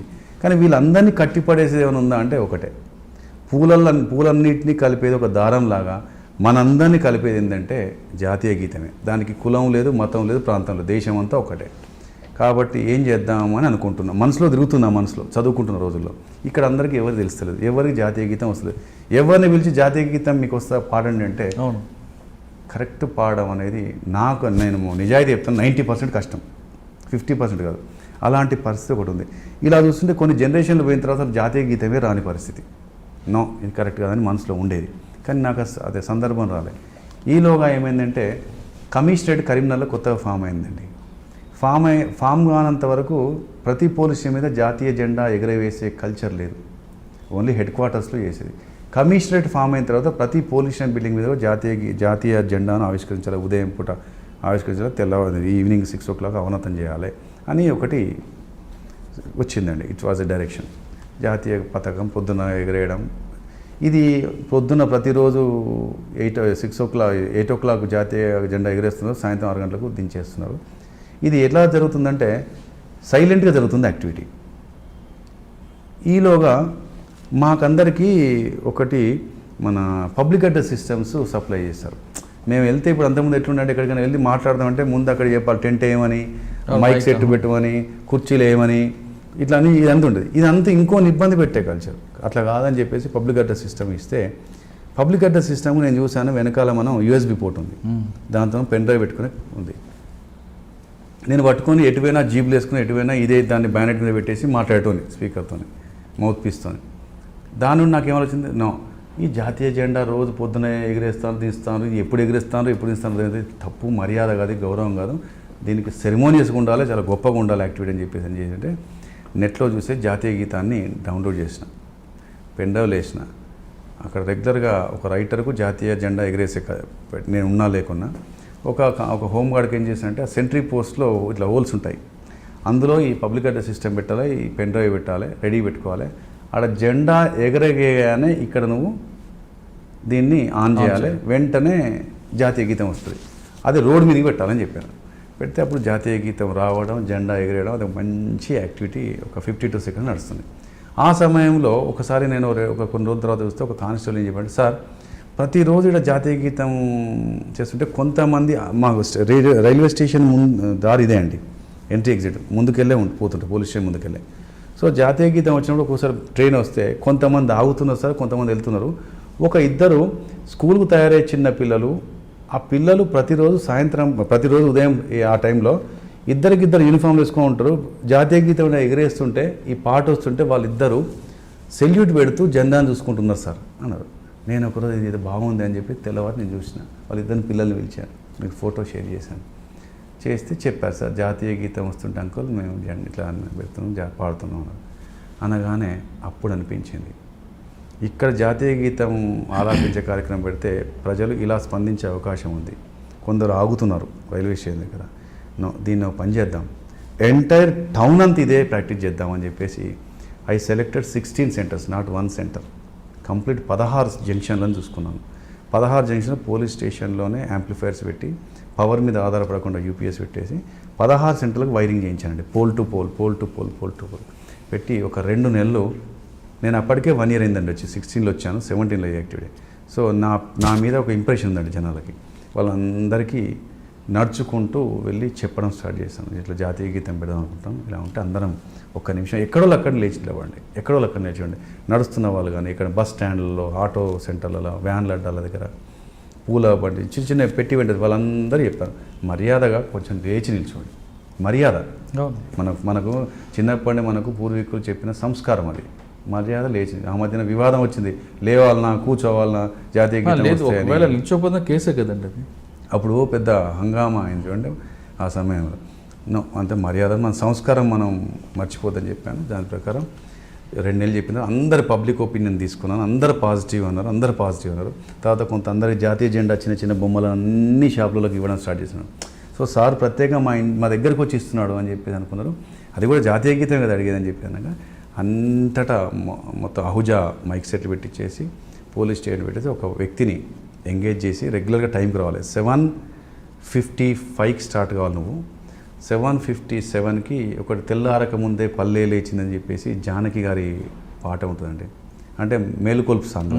సడన్గా జాతీయ గీతం ఏది ఎప్పుడు దానికి ఒక సీక్వెన్స్ పెట్టేసి సలీం అని ఒక సిరిసిల్లలో ఒక అతను రికార్డ్ చేస్తారండి, సౌండ్ రికార్డింగ్ చేస్తారు. సలీం గారి దగ్గరికి వెళ్ళి అది వాయిస్ అనౌన్స్మెంట్ వాయిస్ ఆయనతో చేసి సారే జహాं से అట్లా ఇక్బాల్ గారు తయారు చెప్పారు. ఇక్కడ సలీం గారితో అనౌన్స్మెంట్ను జనగణమన అనౌన్స్మెంట్ వారితో చేయించేసి అందరిలో అర్థమయ్యేటట్టు చెప్పేసి 15th ఆగస్టులో 16 సెంటర్లో ఒకేసారి వచ్చేటట్టుగా. అంతకుముందే నేను మొత్తం టౌన్ అంతా సీసీ కెమెరాలు పెట్టానండి.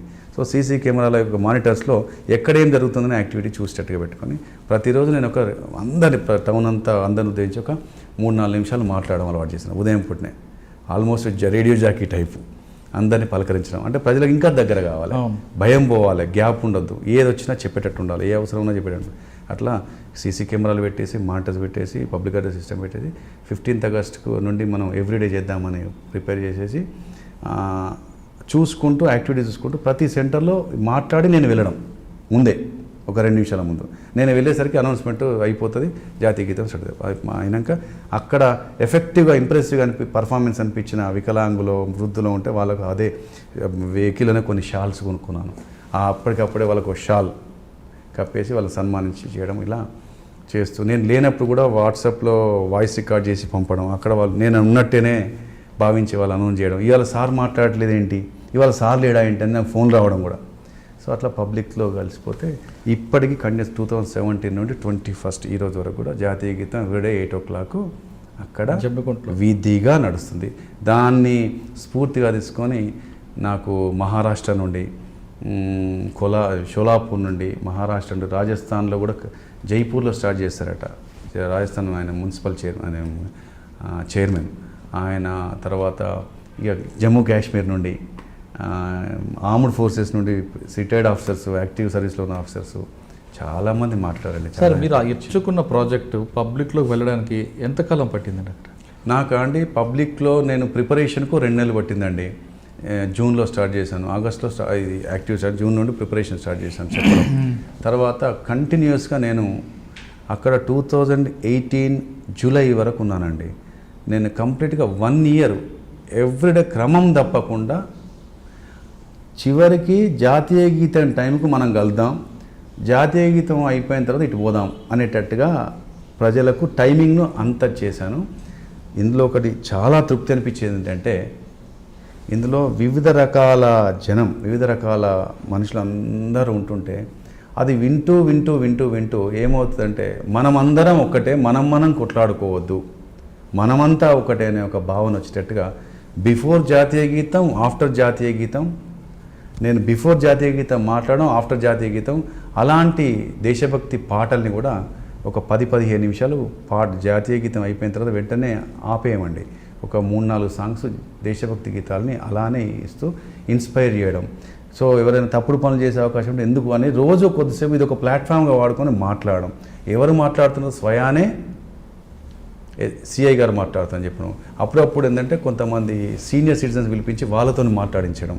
దాంతో ప్రజల్లో చెబుతూ ఉంటే ఖచ్చితంగా క్రైమ్ రేట్ తగ్గుతుందండి. నా క్రైమ్ రేట్ కూడా తగ్గిందండి.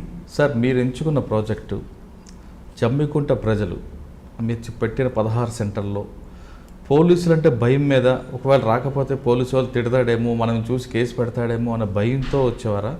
లేదు ఆ దేశ గీతం, జాతీయ గీతం నాది, నా దేశం నా గొప్పది అని ఆ ఫీలింగ్తో వచ్చేవారా?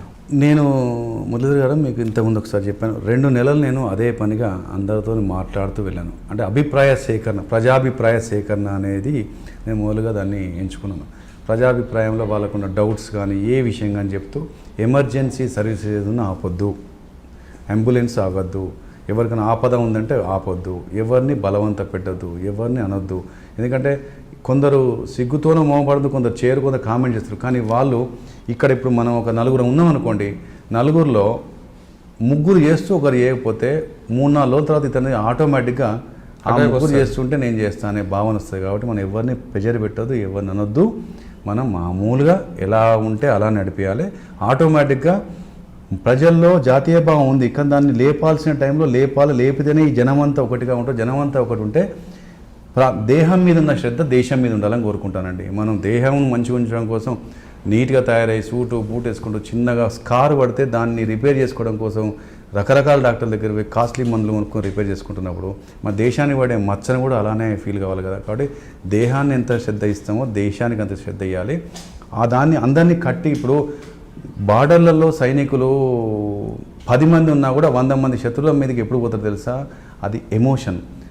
జాతీయ గీతం, వందే మాతరం, భారత్ మాతాకి జై అనే 4 మాటలతోనే వాళ్ళ లోపల 1000 ఏనుగుల బలం వస్తుంది. అలానే జాతీయ గీతం గురించి పాడుతుంటే, రెగ్యులర్గా పాడుతుంటే జనాలలో ఒక ఎమోషన్ డెవలప్ అయ్యి తప్పుడు పని చేద్దాం అనుకున్నా కూడా నేను ఎవరితో కొట్లాడబెట్టుకున్నాను, నేను తోటి భారతీయునితోనే కదా, ఈయనతోనే కదా అని చెప్పిన ఒక ఫీలింగ్ వస్తుంది. తర్వాత మీరు గమనించండి, ఆత్మహత్య చేసుకునే వాళ్ళు కానీ తప్పుడు పని చేసే వాళ్ళని ఒక క్షణం కనుక బ్రేక్ ఇచ్చామనుకోండి, వాళ్ళ లోపల ఆలోచన మాంతుంది.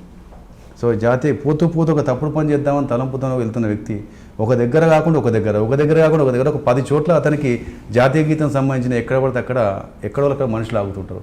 ఆ టైంలో తను అదే ఆలోచన అని చెప్పి పోలేడు కదా, ఎక్కడో దగ్గర ఆగుతాడు. ఆగితే చెడు పని ఆగే అవకాశం ఉంది.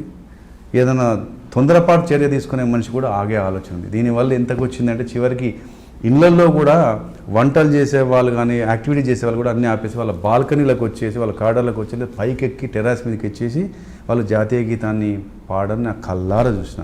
వర్షంలో కూడా జాతీయ గీతం చెప్పులు ఇప్పి జాతీయ గీతాన్ని కళ్ళల్లో నీళ్లు పడుతుంటే కూడా జాతీయ గీతాన్ని సెల్యూట్ చేసుకుంటూ పాడిన సందర్భాలు నేను చూశాను. అంటే వాళ్ళలో దేశం నాది అనే ఒక భావన కలిగించి మీరు వాళ్ళకి తీసుకొచ్చారు. దేశం నాది, ఈ దేశంలో ఉన్న యంత్రాంగం మా కోసం ఉంది, ఈ దేశంలో పక్కవాడు ఈ పక్కన ఆ పక్క వాళ్ళందరూ మనవాళ్ళు అనే ఒక భావన వస్తే ఎప్పుడు కూడా దేశం ఒకటిగా ఉంటుంది, ఏకతాటి మీద ఉంటుంది.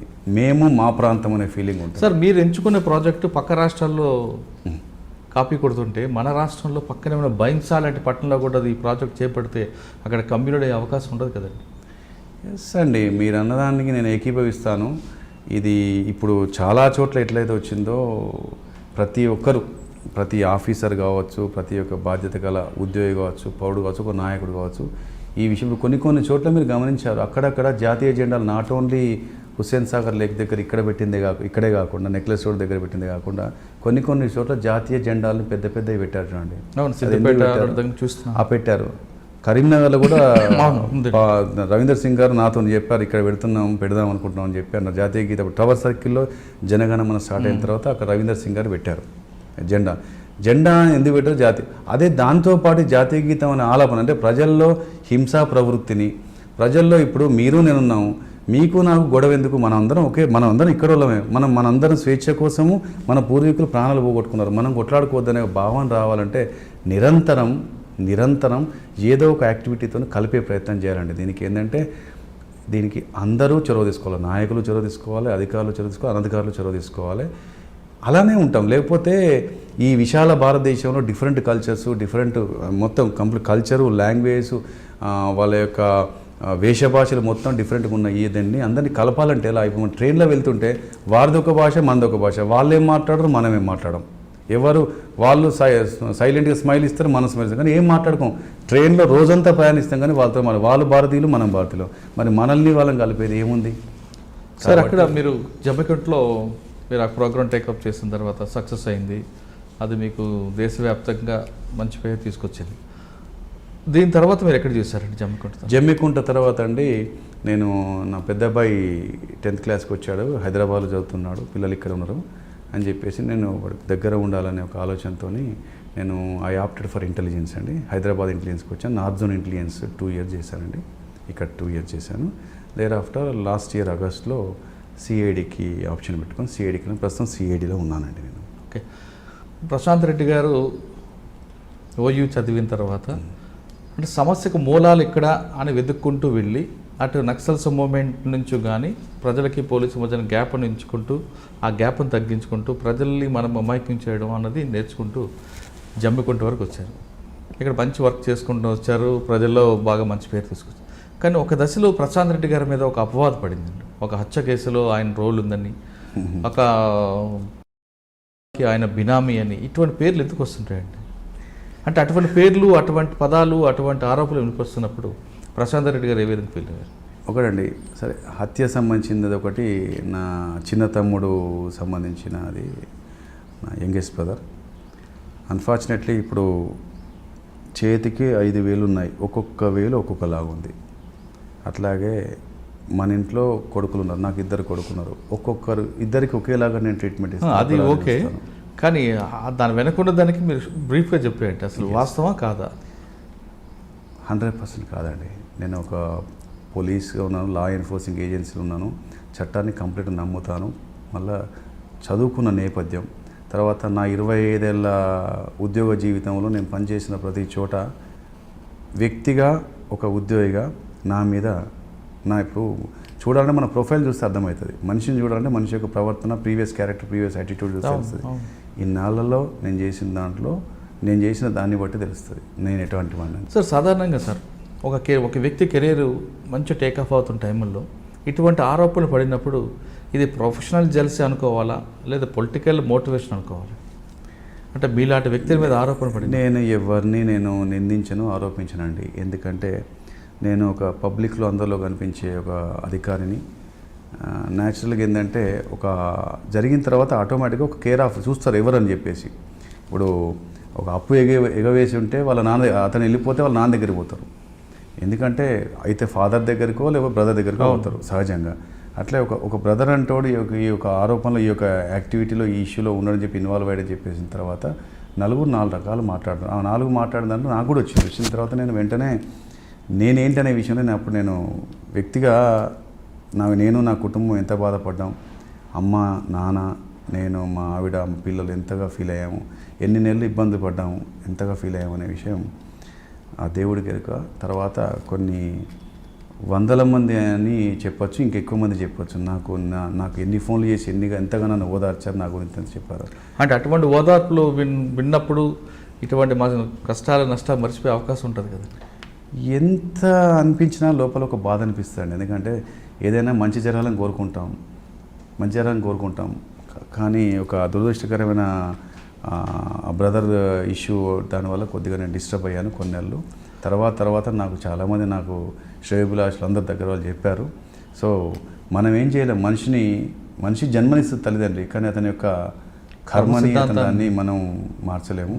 సో ఎవరి చేసిన వాటి తలరాతను మార్చలేమన్నారు. కాబట్టి ఐఎమ్ సారీ అండి. రైట్, ఆ విషయం వదిలేద్దామండి. లాస్ట్ రెండు క్వశ్చన్స్ అండి. మీ కెరీర్ మొత్తంలో మీకు బాగా నచ్చిన ఆఫీసర్స్ ఎవరు? అంటే మీకు ఈ స్థాయికి వచ్చారంటే ఒక ఆఫీసర్ యొక్క సపోర్ట్ ఉంటే కానీ కింద నుంచి రాలేము. మీకు బాగా నచ్చిన ఆఫీసర్స్ ఎవరు? ఒకటి. రెండోది, ఇప్పుడు ఎవరైనా పోలీస్ డిపార్ట్మెంట్లోకి రావాలనుకుంటే వాళ్ళకి నిత్య మెసేజ్ ఏంటి? నాకు నా కెరియర్లో నేను కంప్లీట్గా ఇన్వాల్వ్ అయి చేసిన క్రమంలో నాకు నచ్చిన ఆఫీసర్లలో ఒకటి ఆర్ఎస్ ప్రవీణ్ కుమార్ గారు. ఎందుకంటే తెలంగాణ ఉద్యమం కంటే ముందు ఉన్న నక్సల్ ఉద్యమంలో ఉన్నప్పుడు మా కష్టాలు నష్టాలు చూసి ఏ లెవెల్లో పోవాలని చెప్పింది ఆయనే, ఆర్ఎస్ ప్రవీణ్ కుమార్ గారు. తర్వాత ప్రస్తుతం joint CP east zone Ramesh గారు, మస్తీపురం రమేష్ గారు, హీ వాజ్ అవర్ డిఎస్పి. తర్వాత మధుసూదన్ రెడ్డి గారని ఓఎస్డి ఉండేదండి, ఇప్పుడు నేషనల్ పోలీస్ అకాడమీ వారు. తర్వాత ఇప్పుడు ప్రస్తుతం ఉన్న సిపి గారు కమలాసన్ రెడ్డి సార్ ఆయన.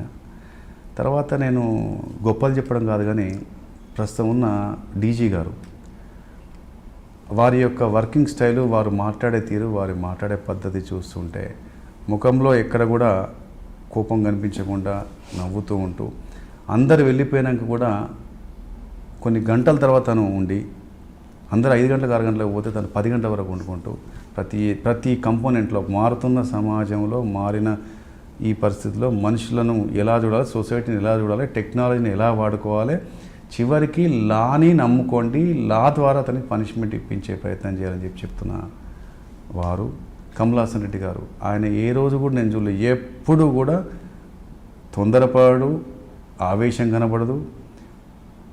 ఒక విషయాన్ని అవసరమైతే మనతో చేయించే వరకు 10 కాదు 20 సార్లు కాదు 200 సార్లు అయినా కూడా ఓపికతో చెప్తాడు. క్రమం తప్పకుండా డిసిప్లిన్ ఉంటాడు. ఆయనని చూశాను. రమేష్ సార్, ఆయన మానవ సంబంధాలు అంటే ఉద్యోగితోని పై వ్యక్తి ఎలా ఉండాలి, మానవ సంబంధాలు, ఇన్ఫార్మల్ రిలేషన్షిప్స్ అంటారు. ఇన్ఫార్మల్ రిలేషన్షిప్స్లో రమేష్ గారు. ప్రవీణ్ సారు అంటే సమస్య ఎక్కడుంది, అక్కడ వాళ్ళు ఎందుకు ఈ విషయంలో వాళ్ళతోనే ఉంటున్నారు, మనతో ఎందుకు ఉంటున్నారు, అక్కడ మనం ఎలా ఉండాలి అని చెప్పేసి ప్రవీణ్ కుమార్ సార్. వీళ్ళు నన్ను విపరీతంగా చెప్పాలంటే ప్రభావితం చేసిన ఆఫీసర్స్. రైట్. తర్వాత మీరు ఇంకొకటి ఏంటంటే వచ్చే వాళ్ళకి, కమింగ్ జనరేషన్ వాళ్ళకి మీరు చెప్పేది ఏంటంటే, అంటే ఇక్కడ ఆ క్వశ్చన్లో ఇంకో క్వశ్చన్ వస్తుందండి. మీకు అడిగే రెండో క్వశ్చన్లో, ఒకప్పుడు పోలీస్ ఆఫీసర్ అవ్వాలనుకుంటే ఒక ప్యాషన్గా తీసుకొని, అంటే మీలాంటి వాళ్ళందరూ కూడా కొంతమంది ఆఫీసర్లను చూసి ఈ డిపార్ట్మెంట్లోకి వచ్చి ప్రజలకు దగ్గర అవ్వాలని, వాళ్ళ సమస్యల కోసం పోరాటం చేసి ప్రజలకి పోలీసు మధ్యన గ్యాప్ అని తగ్గించుకుంటూ వచ్చిన ఇలాంటి వాళ్ళు ఇప్పుడున్న పరిస్థితుల్లో కొన్ని సంఘటనల ద్వారా మనస్తాపం చెంది మనకి ఎందుకురా ఉద్యోగం, మెల్లిగా రిటైర్ అయిపోతే చాలు అనుకునే పరిస్థితికి వచ్చారు. అటువంటి సిచ్యువేషన్లో ఇప్పుడు కొత్తగా ఆస్పిరెంట్స్ వస్తే వాళ్ళకి మీరు ఇచ్చే మెసేజ్ అంటే బ్యాలెన్స్గా చేయాలంటారా, అగ్రెసివ్గా పోవాలంటారా, లేదా సిచ్యువేషన్ తగ్గట్టు మనం హ్యాండిల్ అవ్వాలి? ఎస్, మీరు చెప్పిన చివరి మాటకే నేను ఏకీభవిస్తా. సిచ్యువేషన్ని బట్టి వెళ్ళాలండి. ఎందుకంటే పరిస్థితులు మారుతున్నాయి. ఇప్పుడు నేను 90స్లో చేసినప్పుడు ఒకలాగా ఉంది, 2000 ప్రాంతంలో చేసినప్పుడు ఒకలాగా ఉంది, 2020కి వచ్చిన ఒకలాగా ఉంది. సో మారుతున్న పరిస్థితులకు అనుగుణంగా మన యొక్క పద్ధతులు, మన స్కిల్స్, మన దృష్టిలను మార్చుకుంటూ, మన మనస్తత్వాన్ని మార్చుకుంటూ వెళ్ళాలి తప్ప ఒక సమస్యను పరిష్కరించడం మనం సమస్యాత్మకంగా కాకుండా చూసుకోవాలి, మనం సమస్యలో చిక్కుకోకుండా చూసుకోవాలి. కాబట్టి కొద్దిగా ఎక్కువ అవుట్స్పోకెన్ ఉండకుండా జాగ్రత్తగా ప్రజెన్స్ ఆఫ్ మైండ్ వాడుకుంటూ, మీకు డాక్టర్ తర్వాత నెక్స్ట్ వృత్తి, అత్యంత గొప్ప వృత్తి పోలీసే. కాబట్టి సమస్య వస్తే, నొప్పి వస్తే డాక్టర్ అంటాడు, మిగతా నొప్పి కాకుండా మిగతా సమస్య అంటే పోలీస్ అంటారు. కాబట్టి సమస్యల్ని కనుక నువ్వు పరిష్కరిస్తే మనల్ని దేవుడుగా అంటారు, మన ఫోటోల్ని వాళ్ళ ఇళ్ళల్లో పెట్టుకుంటారు. కాబట్టి పోలీసు ఎప్పటికైనా కూడా చాలా గొప్ప వృత్తి. దీనికి ఏంటంటే కావాల్సిన స్కిల్స్ అన్నిటిని మనం ఎక్వైర్ చేసుకొని, మీరన్నట్టుగా సందర్భానుసారంగా మన యొక్క ఆయుధాలు అనేటివి, మన తెలివి కావచ్చు, మన యొక్క పద్ధతి కావచ్చు, అది వాడుకుంటూ వెళ్ళాలి. ఎందుకంటే ఇది అందరికీ ఛాన్స్ రాదు. ఎందుకంటే ఫిజికల్లీ ఫిట్ ఉండాలి, మెంటల్లీ ఫిట్ ఉండాలి. తర్వాత అందుకు తగ్గట్టుగా మనకు తర్వాత నీళ్ళకి వచ్చిన సస్టైన్ కావాలి. ఈ పోస్టింగ్లోనే బాగుంటుంది, ఆ పోస్టింగ్లోనే బాగుంటుంది అనుకోదు. ఎక్కడికి వెళ్ళినా కూడా ఆపద ఉన్నవాడు మన దగ్గరికి వస్తాడు. ఆ వ్యక్తికి వచ్చినందుకు అతనికి తగినట్టుగా మనం చేస్తే గుర్తుండిపోతారు. మనకు చక్కగా ప్రజల నుండి వస్తున్న పన్నుల రూపంగా వస్తున్న పైసలతోనే మనం బ్రతుకుతున్నాం. మన జీతాలు అవి, ఇప్పుడు పెరుగుతున్న జీతాలు కూడా ప్రజలే. కాబట్టి ఇంత తీసుకుంటున్నాం మనం, ప్రజలకు చేయాల్సిందే. పోలీసు వృత్తిని చక్కగా తీసుకొని దానితోని నిన్ను చూస్తే, ఒకప్పుడు నాకు మావోయిస్టుల దగ్గర ఆయుధాలను చూసి మావోయిస్టు పార్టీలో జాయిన్ అయ్యేవారు. మరి నిన్ను చూసి, నీ యొక్క పర్సనాలిటీ, నీ యొక్క బిహేవియరు, నీ యొక్క మాట, నీ పద్ధతిని చూసి నిన్ను చూసి జాయిన్ అయ్యేటట్టుగా నువ్వు కావాలి అంటే, రోల్ మోడల్గా కావాలంటే పోలీసుగా గర్వంగా గొప్పగా చెప్తున్నా, జాయిన్గా చేసుకొని ఒకటి పోలీస్ అయ్యి పోస్టింగ్ల కోసం వెంపర్లాడాలి. ఎందుకు పోస్టింగ్ ఇవన్నీ పోస్టింగ్లు ఇవి నేను చేసిన పోస్టింగ్ కదా, ప్రతి దగ్గర పోస్టింగే. చేసేదానికి న్యాయం చేయి, దానికి తగ్గ ఎబిలిటీస్, దానికి సంబంధించిన క్వాలిటీస్ ఎక్వైర్ చేసుకో, చక్కగా పనిచేస్తే ఎక్కడైనా గుర్తింపు ఉంటుంది, తృప్తిగా ఉంటుంది. ప్రజలకు సేవ చేయాలంటే ఖచ్చితంగా పోలీస్ డిపార్ట్మెంట్గా రండి అంటున్నారు ప్రశాంత్ రెడ్డి గారు. సమాజంలో డాక్టర్కి ఎంత గౌరవం ఉంటుందో డాక్టర్ తర్వాత పోలీస్కే ఉంటుందనేది కరెక్ట్ మాట చెప్పారు. అంటే ఇంట్లో ఏది జరిగినా, రోడ్డు మీద ఏది జరిగినా, ఒక ఖాళీ కరెంటు పోయినా సరే పోలీస్ చేద్దాం అనే ప్రజల్లో అవగాహన వచ్చిందంటే, ప్రజలకు ఒకవేళ పోలీసులకు దూరం పెడుతున్నా తమ కష్టం వచ్చినా నష్టం వచ్చినా ముందు గుర్తుకొచ్చేది పోలీసే. అటువంటి ఉన్నతమైన పోలీస్ డిపార్ట్మెంట్లకు అందరూ రండి. కానీ ఇక్కడ పోలీస్కి ప్రజలకి మధ్యన గ్యాప్ రావడానికి ప్రధాన కారణం కొంతమంది అధికారుల ప్రవర్తన, మన నోటి దురుస్తాను. అది ఒక్కసారి కరెక్ట్గా చేసుకుంటే ఖచ్చితంగా వస్తాం. ఇప్పుడు ప్రశాంత్ రెడ్డి గారి ఒక కెరీర్ చూసుకుంటే, సమస్య ఎక్కడుందో అక్కడ వెళ్ళాలన్న ఆర్ఎస్ ప్రవీణ్ కుమార్ గారి యొక్క ఆదేశాలు, ఉద్దేశాలు అనుగుణంగా వెళ్ళబట్టి సమస్యకు మూలాలు వెతుక్కున్నారు, ప్రజల్లో మమైకమయ్యారు. అంటే నక్సల్స్ ప్రభావిత ప్రాంతాల్లో కూడా పోలీసులు చూసి భయపడే రోజుల్లో పోలీసుగా వెళ్ళి అక్కడ ప్రజల మన్నన పొందడం అనేది చాలా గొప్ప విషయం. ఖచ్చితంగా ప్రతి ఒక్కరు కూడా పోలీస్ డిపార్ట్మెంట్ రండి, ప్రజల మన్నన పొందండి. మీకు వచ్చిన మంచి పేరే మీ కెరీర్కి ఎండింగ్ వరకు ఉంటుంది. వాళ్ళు ఇచ్చిన పన్నుల రూపంలో వచ్చేది జీతాలు మీకు మంచి పేరు తెస్తాయి, మీ కుటుంబాలు కూడా చాలా సంతోషపడతారనేది ప్రశాంత్ రెడ్డి గారితో పాటు చాలామంది వ్యక్తుల జీవితాలు చెప్తున్నాయి. ఖచ్చితంగా అందరూ పోలీస్ డిపార్ట్మెంట్ రండి, ప్రజలకు మంచి సేవ చేయండి.